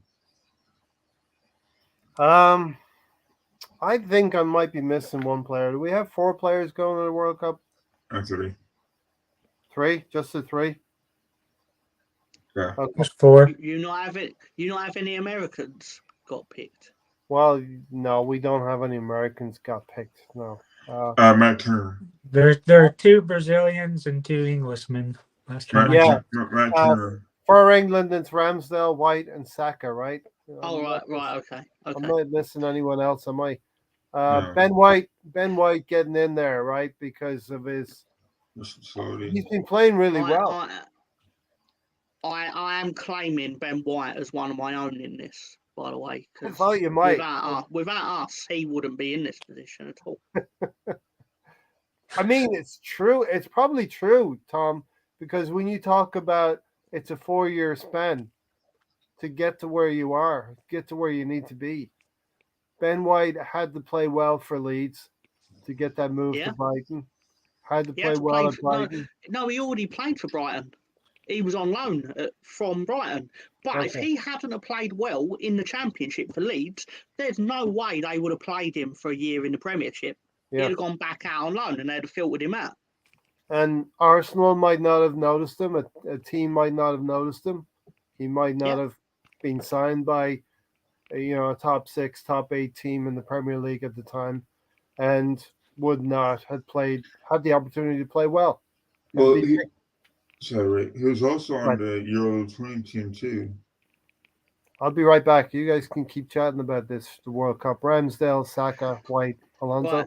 Right. So sorry, Tom. So no, go on, mate. Go on. So Ben White was also on the Euro 21 team when he was at Brighton Hove Albion, right? So I think Arsenal probably saw that and saw potential in the future that he could become a great player. Whether he's turning back or right back. So, I mean, granted, it was a center back that they signed him for, but seeing what these fans see now is he's also a capable right back. And given the circumstances, I'm sure Tim will say later that Tomiyasu got hurt and Siba is also a center back that he had to play games, but we might as well appreciate it now because it's pretty amazing to see that he's capable. And I think both Southgate see that as well, that he could be a welcome addition, seeing that he could play both positions in case, Southgate played through the back, which he's been known to do.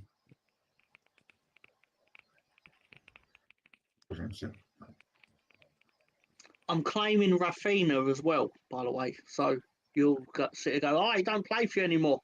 Nah. He's Leeds, bro. Yeah, you'll sit again. Oh, how are you claiming all these players? I'll claim who I want. No. So Rafinha made it, right? Yep. Sorry? Rafinha made it. Oh, of course he did. And he's one of their 7 attackers. Yeah, Rafinha's going to light this tournament on fire.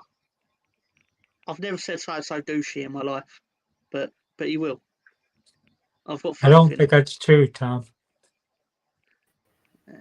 Yeah, it sounded a bit douchey. I heard that coming back. Sounded a little bit douchey. Right, just in time. Okay. Tom sounded like a Yeah. So douchebag. as we said, Ben White, great timing. Players need a bit of luck in their careers to be able to get recognized and be able to go to the World Cup. Ramsdale, a similar story as well with Sheffield United. The relegations he suffered, Arsenal took a chance on him, and he's never really looked back since then.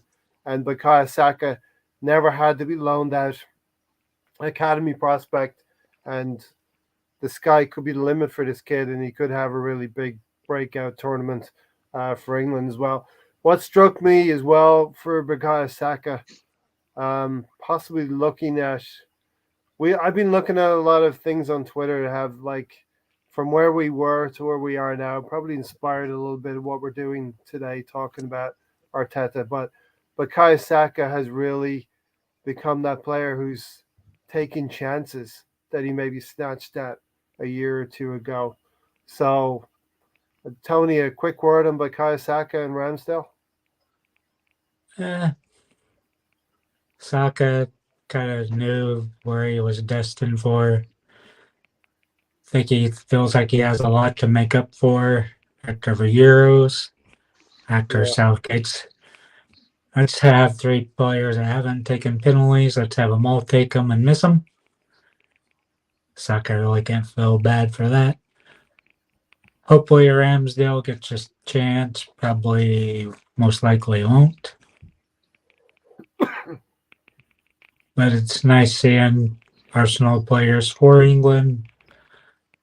And it's nice they don't really have the pressure like Walcott did. Walcott had all the pressure when he made the squad at an early age.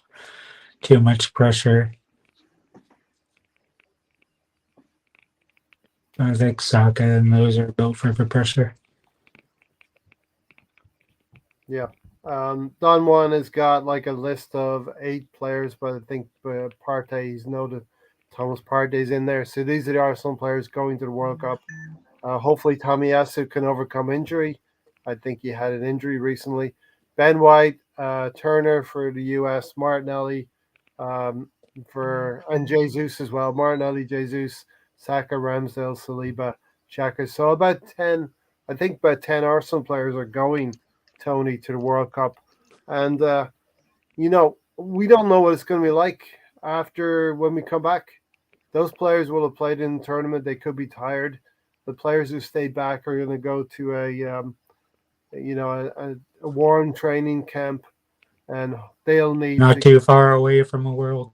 Yeah, they'll need to keep their fitness up as well. Partey as well. A lot of the profit came from the British taxpayer with our failed bid. Question for the panel. Tom, we'll start off with you. Which club had the most number of England representatives in Italian 90? This sounds like a Mr. Tom question, actually. The logical answer would be Arsenal because Riddy's asking it. And it just seems like the sort of thing he'd only know because it's an Arsenal stat. But I am not actually sure, though. Like...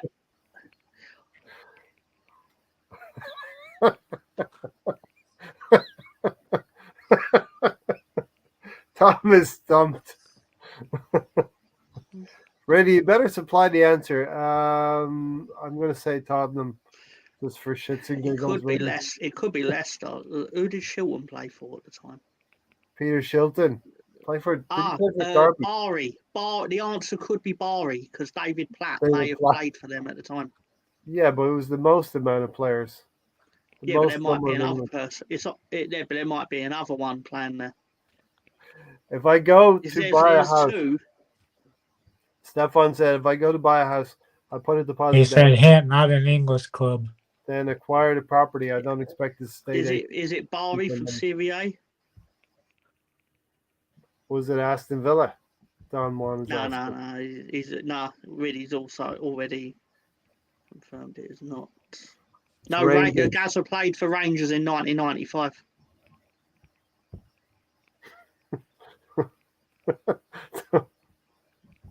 All right.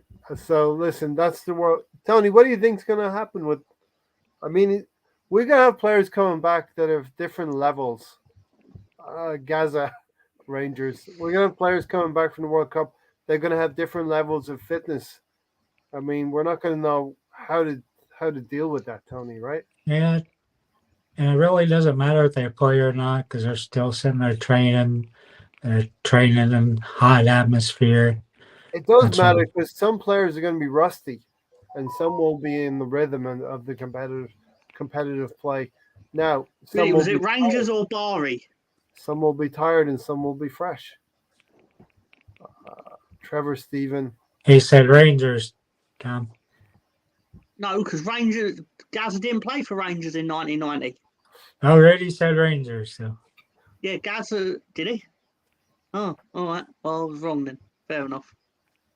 First time for everything. You can make mistakes every once in a while, Tom. Yeah. Oh, well. Okay. Oh, that Mark Haitley as well, probably. I don't know. Brady did give the answer, right? Yeah, it's Rangers. Okay, Rangers. Good stuff, Brady. Okay. We are going to get into the Premier League weekend preview and get out here in about 15, 20 minutes. I always say 15, 20 minutes and turns into 30 minutes, you know. But, Tom, start us off. First game is going to be Manchester City at home to Brentford. A comfortable 3-1 win to Manchester City, I would imagine. Yeah, I would imagine too as well. Manchester City have had the last two. They're going to have their last two home games at home. They played last weekend, Tony. They beat Fulham. They did. They beat Fulham. Yeah, they beat Fulham. Oh my God, I remember that. Squeaked past Fulham. Yeah. Theatrical dive from Kevin De Bruyne. I had that down mentally as a draw, and I still do. Yeah, number 2 City said win quite easily at home versus number 11 Brentford. My favourite occurrence from that match, I saw it on Twitter, that Haaland had a goal disallowed, right? Yeah. Someone screenshots him doing the slide celebration and goes, look at this mug thinking he scored the winning goal. And then that tweet ended up on another tweet called "In Moments That Preceded Unfortunate Events." Because he obviously he does celebrate the winning goal eventually, just not in that moment. Yeah. So yeah, you jinxed it, whoever that was out there. Alonso, Man City at home to Brentford. This is a shaky game because, I don't think Man City has ever faced a team with a striker like Ivan Toney. I think Brentford are a team that are built good defensively at times, and I think they're not going to bend. They're not going to break. They're going to bend. They're not going to break. So I see. Like the Eagles, they might bend, but they won't break. Okay. Don't worry, he played for Tottenham at the time. Ray. Played for Tottenham in 1990. So he got crippled. I think it's going to draw. You know, Alonso, you make a good point there. Alonso makes a good point. Ivan Toney, he wasn't picked for the England squad. There's going to be players on the weekend who want to make a point. And there's going to be players on the weekend who want to not get injured because there's a World Cup coming up. Ivan Toney's going to want to make a point. And some of the City players may not want to, overexert themselves, Tom. Will we make more points than Haaland? Will he make more points than Haaland? Who? Ivan Toney. He said he wants to make a point. Will he make more of them than Haaland, who's also not playing? Haaland is not going to the World Cup, true. But Haaland needs service. Haaland needs service to get said goals. But I don't know. I'll take any edge I can when I want to see City dropping some points. Do you think it's a mistake, Ivan Toney? First, this is for Stan, because Stan thinks I like Ivan Toney. I do like Ivan Toney. You mention him every fucking week. I like Tielemans. But do you think Ivan Toney You love go to the World Cup? You just like the other guy. Do you think Ivan Toney should be going to the World Cup? I don't think it matters because none of them will play other than Harry Kane anyway. So I don't think it's relevant. Except for that 10 minutes where England are desperately looking for a goal somewhere. Yeah, but on the whole, you're all arguing basically over who gets to be someone's roommate. But they're not gonna see any grass. Yeah. Thunder Road said Ivan Toney might put a cheeky wager on this weekend. He is helping the FA with their inquiries, right? That's what I So heard. he says. Hey, it's funny you say that, Tom, because I forgot who England played their first game in the group stage, but Danny Welbeck come on the final, I think, 10 minutes of that game because I think they're blowing out the opponent. I think it was like 3-0. And Danny Welbeck almost got an assist or almost scored in the group stage game.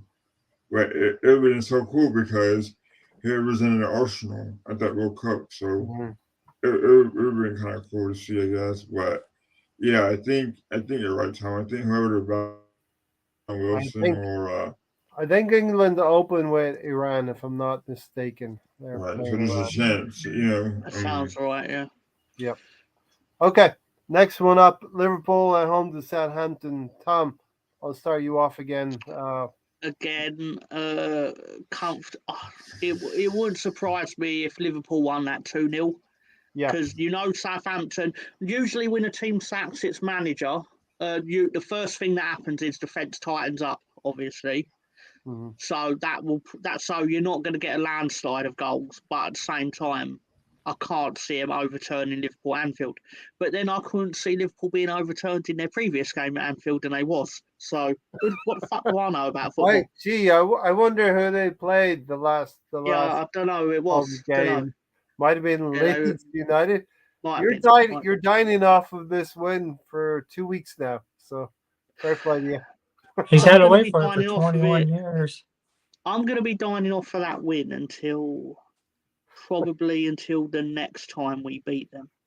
It'll be another 21 years. Which will probably be 2042. Yeah. It might be another. I think it's been 12 years or something since Arsenal won there. Maybe 10 years. Alonso, it is. Alonso, let's bring Alonso in. Tony, I'll go to you while I get Alonso situated.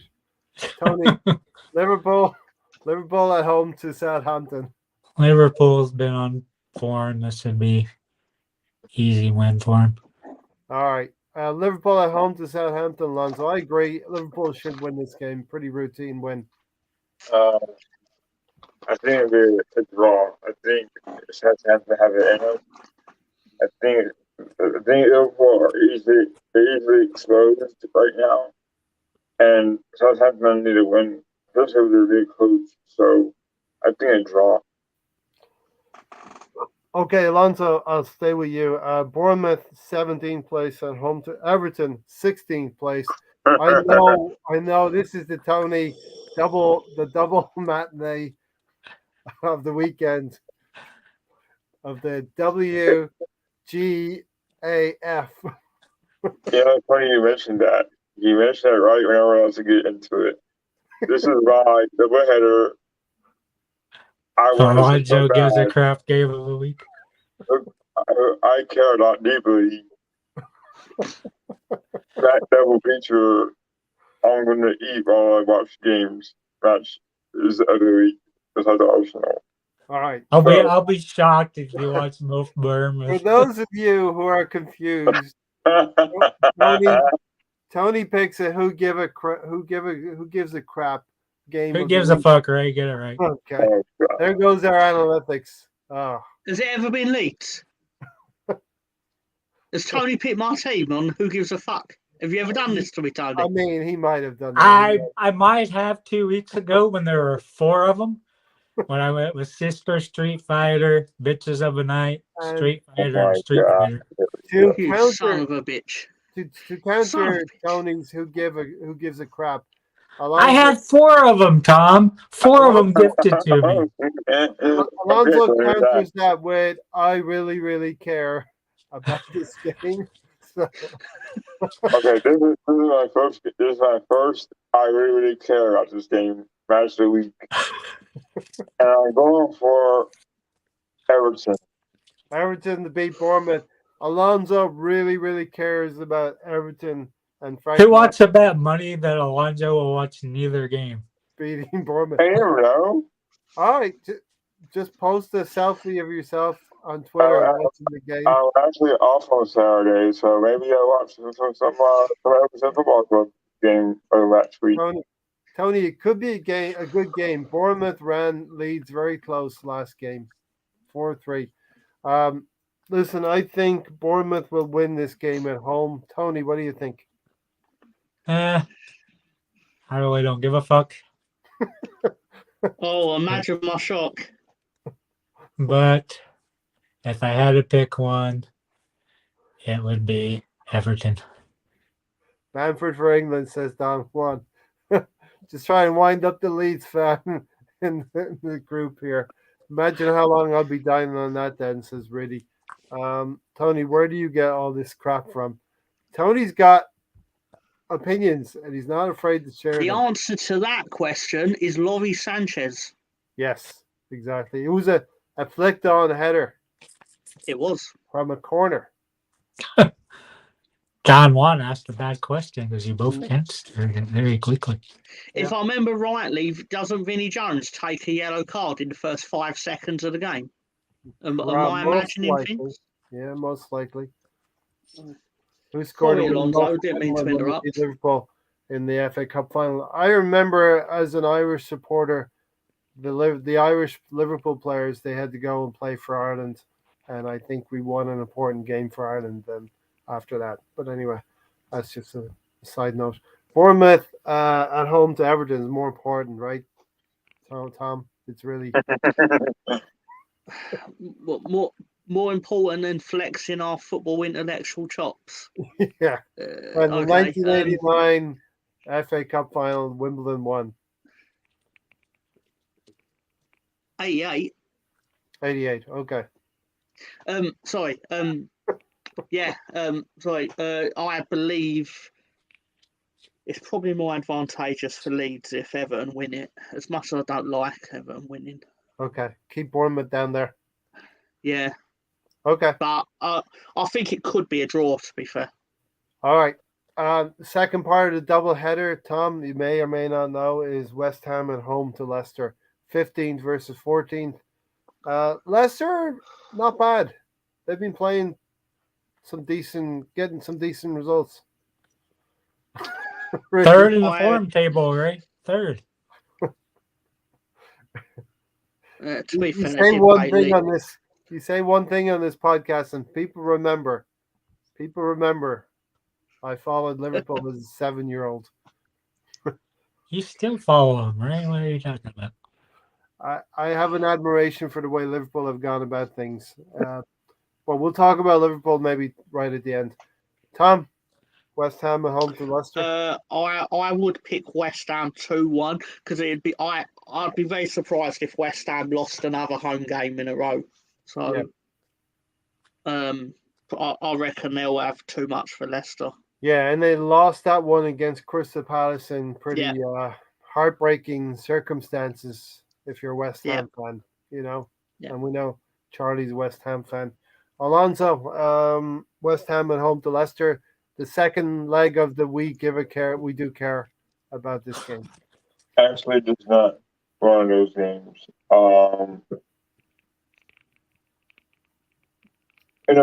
To me, this is like kind of weird because West Ham had high hopes this year, right? They had high hopes to finish above maybe 5th or 6th place, but it hasn't happened yet. Then you look at Leicester, that started off really bad, and they're winning games now. So I would say Leicester, only because Madison's been playing so well lately. And he's also trying to he's still on that very high of being picked for England. So I say 2-1 to Leicester. 2-1 to Leicester. Don Juan is going 2-1 to to Leicester also. Listen, it is a game of If- opinions. Yeah. So to be fair, if Leicester were a home team, I would have said 2-1 to Leicester.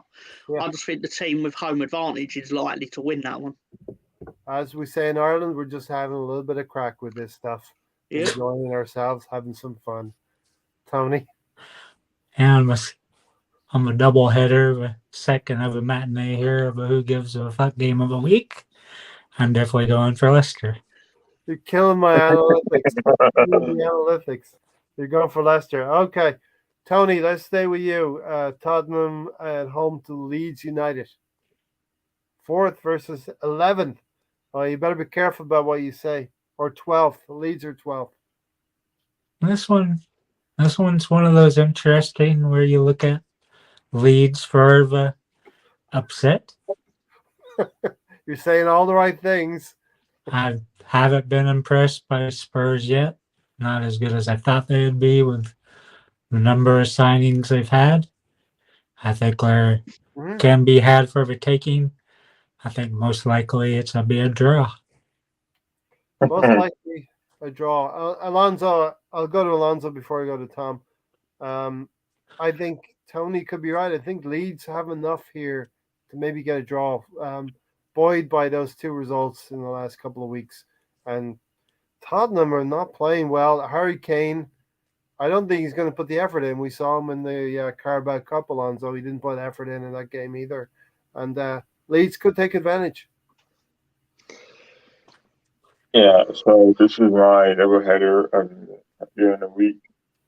Well, game on Saturday or game on early morning. I think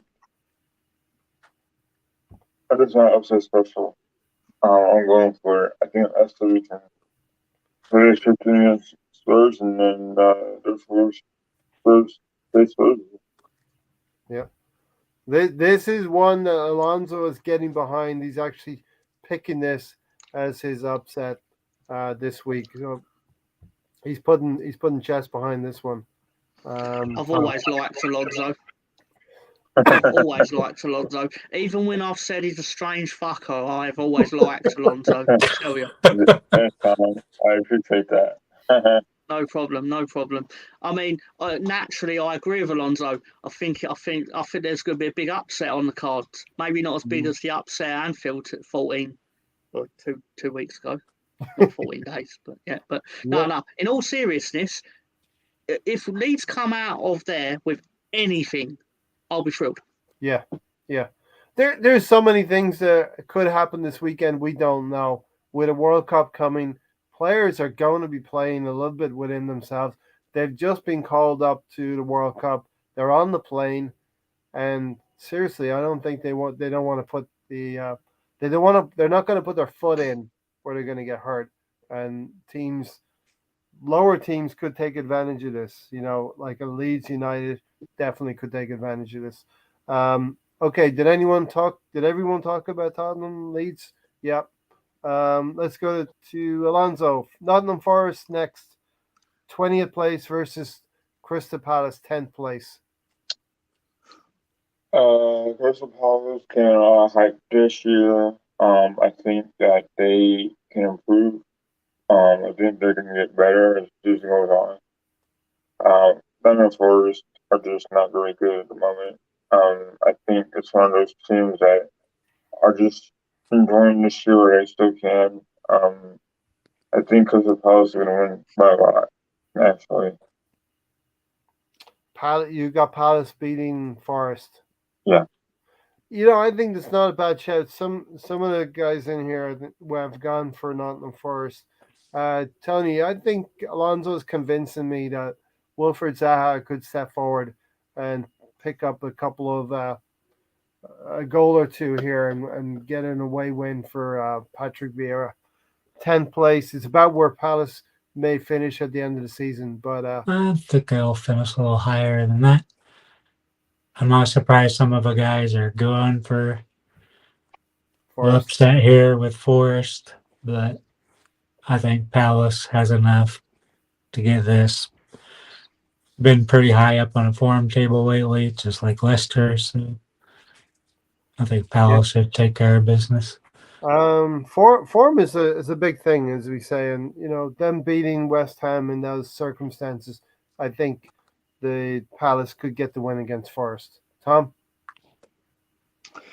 I think it would be easy to sit and say Palace are going to win this, but they could also turn out like the Palace away teams that usually turn out in Premier League matches. So I would play safe and go with a draw. All right. Yeah, that's fair.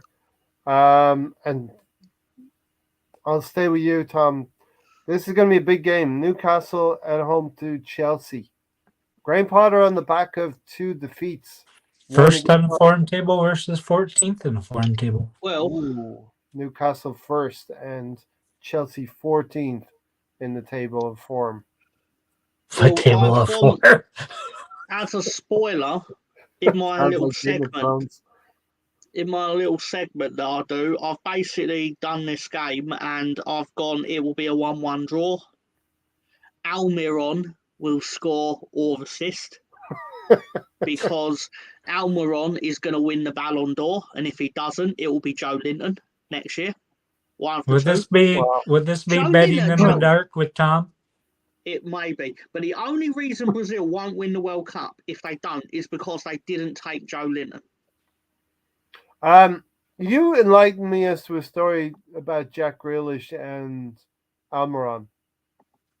You want to tell the folks about that? Basically, at the end of last season, when they were 2-0 down to Aston Villa, they subbed off Riyad Mahrez for Gundogan, I believe, was the sub, of which then indirectly led to them scoring the 3 goals and winning the title. And when they were doing the celebrations, they were referencing Jack Grealish and Mahrez were referencing the fact that he got took off, and they said that he'd been playing like Almiron, indirectly outing the fact that all the players in that team believe Almiron is shit, which I also probably then believe means that a lot more players in other teams also held that same belief.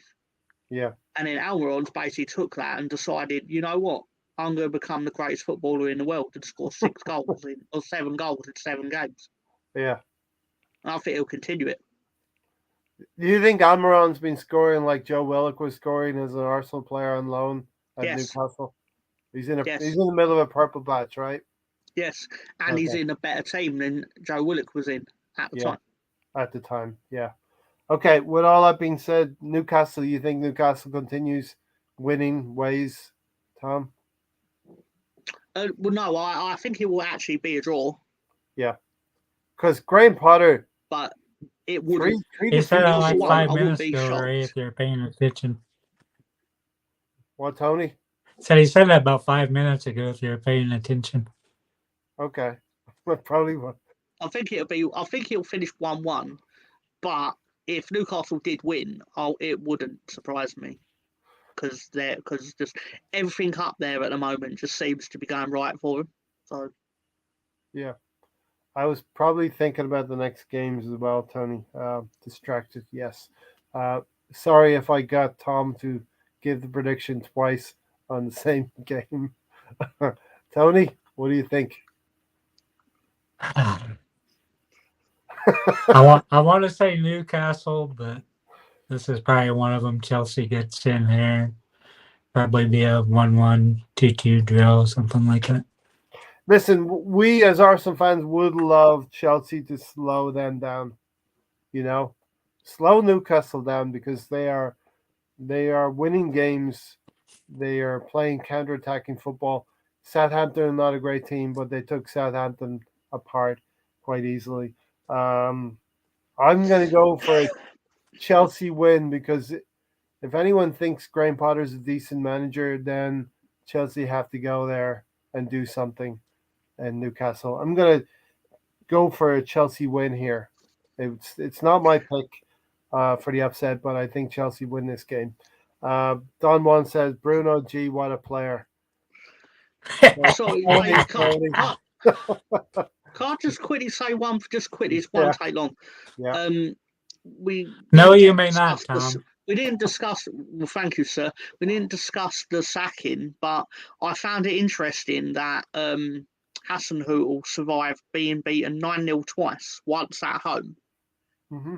but losing to a team that are third in the Premier League and are basically on the ascendancy to be first in the Premier League for a long time.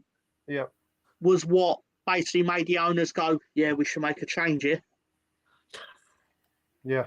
But I don't get it. Isn't there new owners coming in? Isn't that what the situation is? There's new owners coming in. So it was more about timing rather than the result. It didn't help my joke though, but yeah, all right. I mean, he was. How because I dare just sat you there always use thinking- humor Yeah. and No, I reason? was sitting there like all these poor performances that are having. I'm like, his job's still not under threat, and I'm not. Anytime Jesse Yeah. Marsh loses a Leeds match, there's at least 24 people on my Yeah. timeline like wanting him sacked. But I'm sat there like, Hey, there's Arsenal fans right now talking about Arteta out because he lost a Carabao Cup game. Listen, you don't want to go out of the cup, but there are, as we say before, We're missing one of those people on the chat room that's usually in there. Aside from, yeah, exactly, Tony. Aside why from not alive? one of the Europa League, what? Is why not alive? He's Yeah. disappeared since you started winning. I know. I've only seen him once since we started winning. We've been winning all season, Tony. Since we've been winning the big games. You know what I mean? No, but I think like has he changed his name to Thunder Road or something? Like, No, I don't Thunder know, Road has whatever. been consistently here before. All right. time. I'm not Alonso. accusing anyone of anything. Alonso, Newcastle at home to Chelsea. Wow. Newcastle playing pretty good at the moment, but we need help from some old friends in Chelsea because I've always hated the fact that Newcastle got bought out by rich guys, and to me, it's like they're trying to be the next Man City. And I think Chelsea are just still trying to get to that point of being the richest team in England. Mm-hmm. So it's like the money bags strikes again derby, So I'm going for a 0-0 draw at best. No draw. Okay, let's we'll wind things up in about 5 or 6 minutes, Tom. We're gonna skip the Wolves Arsenal game. We'll have that at the end of the podcast here. Tony, Brighton at home to Aston Villa. I'm gonna tell you this is my upset pick. I'm gonna go for Aston Villa. I'm gonna go for Unai Emery continuing wins. Fucking Ray talking me out of the last week when I would have picked up more points. I didn't talk you out of it. You meant You did. You said Unai had only been there for a fucking day. No, you said that. I didn't say that. You But I said do that. think they go to Brighton and get a win. I think it's gonna be a close game, but I think the Villains end up with a narrow 2-1 win. Okay. Brighton at home to Aston Villa, Tom. 6th versus 13th. I think Brighton will win it 1-0. Yeah, listen, Brighton are a decent team. They made 6 changes for our game, and their first team players will come back in. And I know who Tom's picking for the next game. Brighton are in a good moment right now. Alonso, Brighton at home to Aston Villa. I like Brighton. I like their setup. I think they have good players. I think they've invested really well. I like Danny Welbeck. I think that the way he came back after the injury when he made Arsenal, and he's sticking around, so you can't hit a player for that. Yeah, I like Brighton a lot.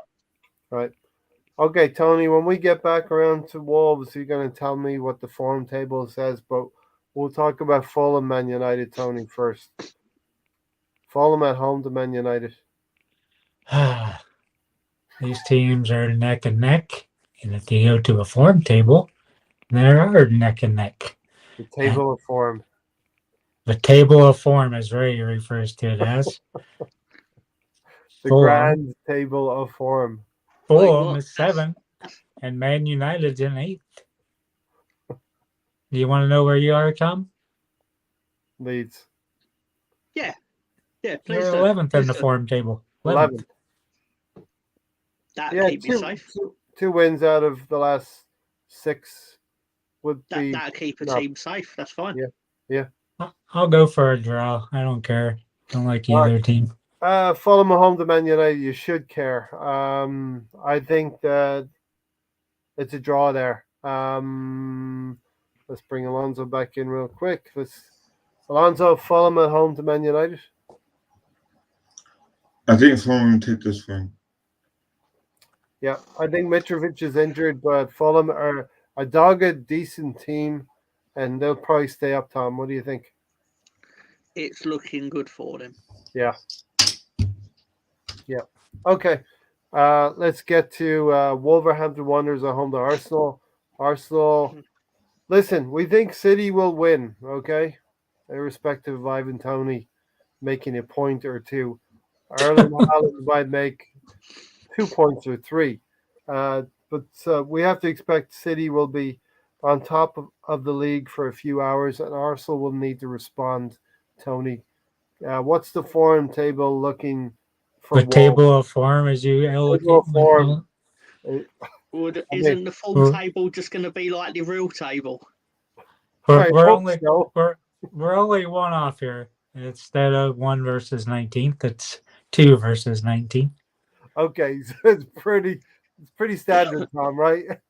We're playing the 19th place team. So, as Don Juan said here, it should be a 3-0 win. Arsenal need to go to Wolves. Listen, there's a reason why we rotated the team, so that these 11 players can come back in, or 10 players can come back in and be fresh. And if we're going to go out of the Carabao Cup on a Wednesday night, on a Saturday night, we need to be getting 3 points at Wolverhampton Wanderers.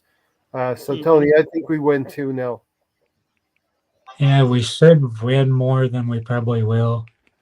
Like you said, probably a 1 or 2 goal win. It should be a 4 or 5 goal win, but to be closer. Wolverhampton Wanderers have only scored 8 goals in the Premier League. Is that correct? That's crazy. I mean, I'm sure it is correct. Tom, what do you see goals for than Wolves? I've got two conflicting points of view here. I've gone with Arsenal to win 2-0, with Jesus getting at least one of the goals. But I think there'll be a red card in the game as well, and I'm partly clouded by the red card in the game during the lockdown. But I just got a feeling, because Wolves need the points, right? A game's going to be more testy than the game you would expect it to be going into the World Cup, because they can't go in on a loss, so they've got to come out aggressive. Yeah, and I think that could lead to some red card action. But also conversely, if I was to be playing the upset pick game, I would pick Wolves. Yeah. Purely because of the 19 points on offer. Yeah. But you feel that you would feel. No, Arsenal... I don't feel I'd win it. No, I think Arsenal are going to win and win comfortably. But if I was in the game, I would pick whoever Arsenal are playing, because all you'd need is a couple of weeks where you don't win. And like me, when you're comfortably in a league, you would go with I mean, Wolves, right? And like me, 15.5 points behind Tony. That would be nice to get back to somewhere close to the top there, But it's probably never going to happen, No, you can't. Imagine if I went for it and had 82.5 points, right? I could take the next couple of weeks off. No, I don't think it would win, but that is what I would pick. Yeah. Purely to try and get the points. But I think you will win the game, win comfortably. Right. Alonso, Tom has mentioned a couple of things there. a red card is possibility, and this reminds me of the return fixture last season with Martinelli getting ridiculous 2 yellow cards within 3 seconds of each other. I expect Martinelli then to be wanting to have some payback and getting a I goal. forgot about that. Yeah, and Gabriel Jesus also. Tom has prefaced Jesus needs to get a goal as well, Alonso. So, Tom, yeah, before we go to Alonso, you got something quick? Sorry, Alonso. I've said this before. I Gabriel thought Tom was Jesus a mime for a second. he has the best disgusted look on his face I've ever seen. He's first, Zaha is second. When they want the ball passed to them and they're in a great position and the player with the ball gives it anywhere except to them, they have this look on their face of absolute, like, they would be less offended if you shat in their mum's mouth. It would be, yeah. Well, It would I be, remember in 2006, Thierry Henry would have that look when Fabregas Yeah. or Jose Antonio Reyes, rest in peace, would not give him the right ball. Yeah. Henry had that look as well. Sorry, Alonso. Wolves are going to try and kick us, says down one. 2 yellows in 3 seconds, Stefan. It happened. And yes, it was laughable. It was not funny. It was laughable. Jesus and White to score for us, says Riddy. Alonso, what say you? I say 3-1 to Arsenal. With Odegaard scoring, I have Ben White scoring, and I have Granit Xhaka scoring. Oh yeah, and then Saka getting 3 assists. Listen, it's going to be interesting to note the players who are going to step forward if they're going to the World Cup or not. The players who are not performing well if they're already got a ticket. It's going to be interesting to see if some of the managers arrest the players that be going out for World Cup. Thunder Road missed Gary and Stan tonight. I didn't. Alon's about to fucking talk. He's happy. This is like the most I've talked like since I've like been 4 episodes when Stan and Gary both forgot. Don't worry, Thunder Road. Gary and Stan will be back. Gary and Stan will be back. But I thought we put together a nice show tonight with Alonso and Tony and Tom. Thank you, Tom, for stepping in at quite late notice. Still awake when it was late there in the UK. He has like a liter of Pepsi. So yeah, I would come and do. Did you send that to him? Was that your care package, Alonso?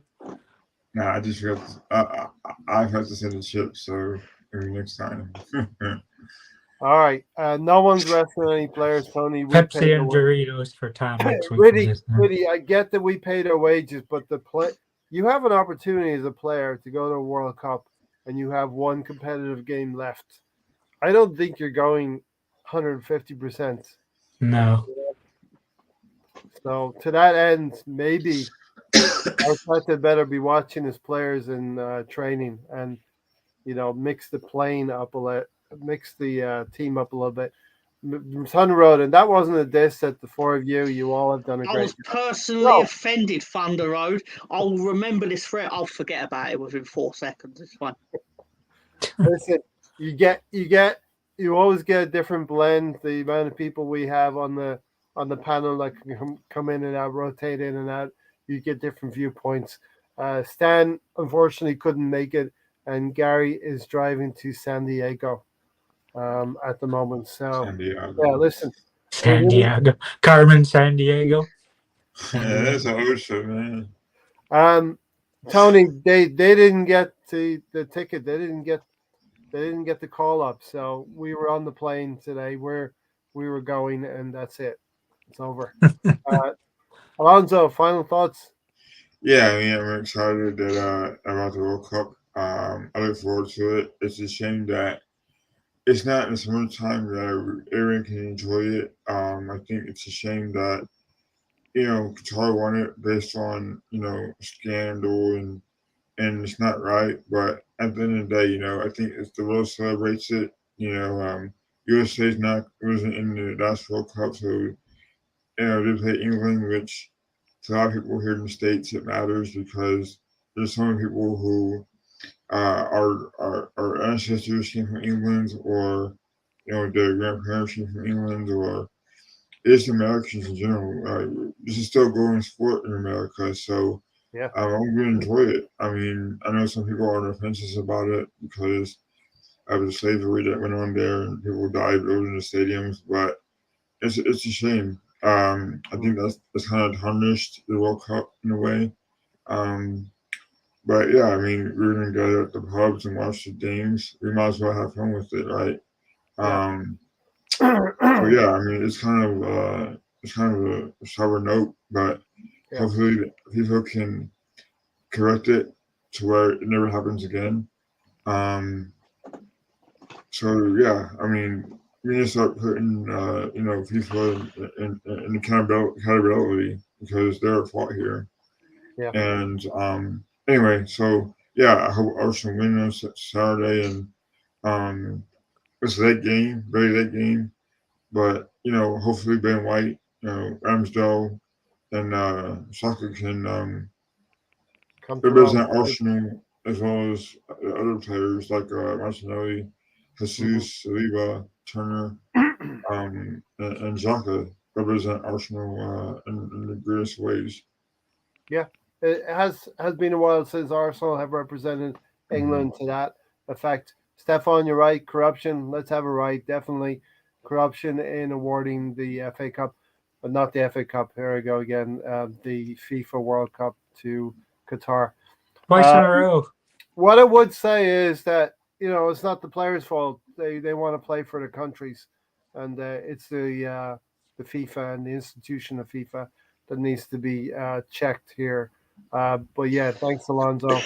Tom, your final thoughts? As Don once said, there needs to be an investigation into how they got the World Cup. They did do an investigation, and not much really happened, of course. Yeah, everyone who did the investigation came out with nicer cars than before they started the investigation, I imagine. Yeah. Allegedly. Anyway. I'm sorry, right? No, seriously. You want to get to your bed, don't you, Tom? Well, I've barely slept for a week anyway because I caught flu. So, thank you for having me on. Thank you for everyone for participating and for tolerating a non-Arsenal fan telling you all about your own club, which I will happily do at any point. And I'll usually be right about it. Anyway, no, we're joking. A special thank you to all the people that are in England and are supporting the show, staying up. Like off the top of my head, Riddy, Stefan, I believe, is also in England, and basically supports the show with their comments and make it all fun. Because I can't help myself, Ray. I'm sorry if I can't help but respond to things in the comment section. Just I'm drawn to it like a fly on shit. Sorry, but they're the 12th man. They're the 12th man of this team. You know what I mean? That's why I'm their champion. Self-proclaimed champion. in the table of form, Tony is top of the table in the table of form. You know what I mean? Right, Alonso? Yeah. Who decided that? Yeah, form table. The fans did, Tom. Nah, that can't be true. It can't be true. Really? That's Don Juan who's his favorite is already. Tony has his crew. Yeah, Tony has crew. You got the Tony gang or the groupies. The Tony crew. Yeah. Listen, it's all good. I don't know if it could be any because of a backpack, Tom. That's true. Arsenal. Tom, thanks for joining us, Tom, and of course, you're most welcome. It's always great to get a viewpoint of a fan from looking from the outside. You know what I mean? So you can get like a good take on where Arsenal are right now, because I think we get insulated by our own timelines. We get insulated by our own opinions on Twitter, and when you go and you look at other YouTube channels and of other clubs, I'm always struck by how they disregard Arsenal. You know, we beat Chelsea because Chelsea were really bad. That's the narrative. You know, it wasn't because Arsenal were great, and I think that's the rivalry of fans. It's the tribalism of us fans. You know. That to be fair though, that's part of, like Leeds didn't beat Liverpool because Leeds were great on the night. It was the fall of Liverpool. Yeah, yeah. It always seems to be a narrative, right? Always seems to Yeah. be. Thanks, Stefan, for being here with us. Don't get me wrong. I'm not saying they're entirely wrong to have said that because Liverpool shouldn't be losing to us. So yeah, it is a story when they lost to us. Mm-hmm. And I'm only saying I saw other Leeds fans saying, "Why aren't we getting praise?" Whereas to me, we were getting praise, What are you pointing but for we me weren't for? getting the main praise. President, what? Tony for president. That guy. Of what? President of the Table of Form. Oh, geez. No. Are you the patent that, right? Table of form. I'm He's away. barely the president of his own ass. Yeah, president of his own arch there. Stefan said, I'm awake late at night in winter, so you were lumbered. We would be happy to be lumbered with you, Stefan, this winter. So yeah, Tom, that's your final word. We're going to go to Tony. We're going to get out of here, right? Yep. Tony, some words of wisdom. Some words of wisdom. I'm on the watch for World Cup. Didn't watch much of the last one. Still didn't agree with it. We knew both of them were by people buying votes. Both of them should have been tossed out. Should have gave it to England. They were already ready to go ahead and host it quickly, short notice. But instead, corruption still gets rewarded. Get to use slave labor. Get to have innocent people lose their life, building stadiums. And I'm just kind of curious in my own, see how much little tankering they did to make shit go haywire, like some of the cooling systems, some of that. See if they've kind of done a little gremlin work. Would be nice to see. All right. But other than that, I'm gonna be missing football for about 6 weeks. Yep. 2 to 3 weeks of it, I'm gonna be sitting here like this with after I get my arm worked on. So other than that, I'm ready for New Year to get here. More football. Yeah. Oh, sorry, I'm not laughing at you to spare, Tony. It's the comments. It's the Tony's comments. great words of wisdom. Listen. He means it. He means it. Right. All right, Tony. Let's get out of here. Yeah. Thanks, everyone. Yeah. Good night, Tony. Good night, Tony. Thanks, everyone, for watching. Listen, we will miss Arsenal for a few weeks, but let's savor this last game. Leeds United, please, please, please do something against Tottenham. Hey, Arsenal, look for a fucking striker. I'll try my best. All right. I'm not going to get picked, so I have nothing to do with it. And we hope, as Arsenal fans, we hope that the rumors of Mudryk is going to happen. Is it something that could happen in January? We'll see. But we'll try to bring some content in the coming months. Might not be doing a ton of stuff, but we'll be doing some Arsenal content over the 6 months. Come on, Ray. We always find stuff to talk about. All right. We'll see you Sunday for sure. We'll be back Sunday for Wolverhampton Wanderers. There will be a Kahoot quiz ready. Yes, it might be something to do with Wolverhampton Wanderers. So start doing your homework right now. Go see Tom over the weekend. You're probably going to be on. You guys are going to be on with Gary, and you'll be on the stoop tomorrow, Tom. I hope so. Yeah. It'll be on Stoop tomorrow night. Hopefully, Gary will be back to do the road trip on Saturday. He's getting it wrong too. The road trip.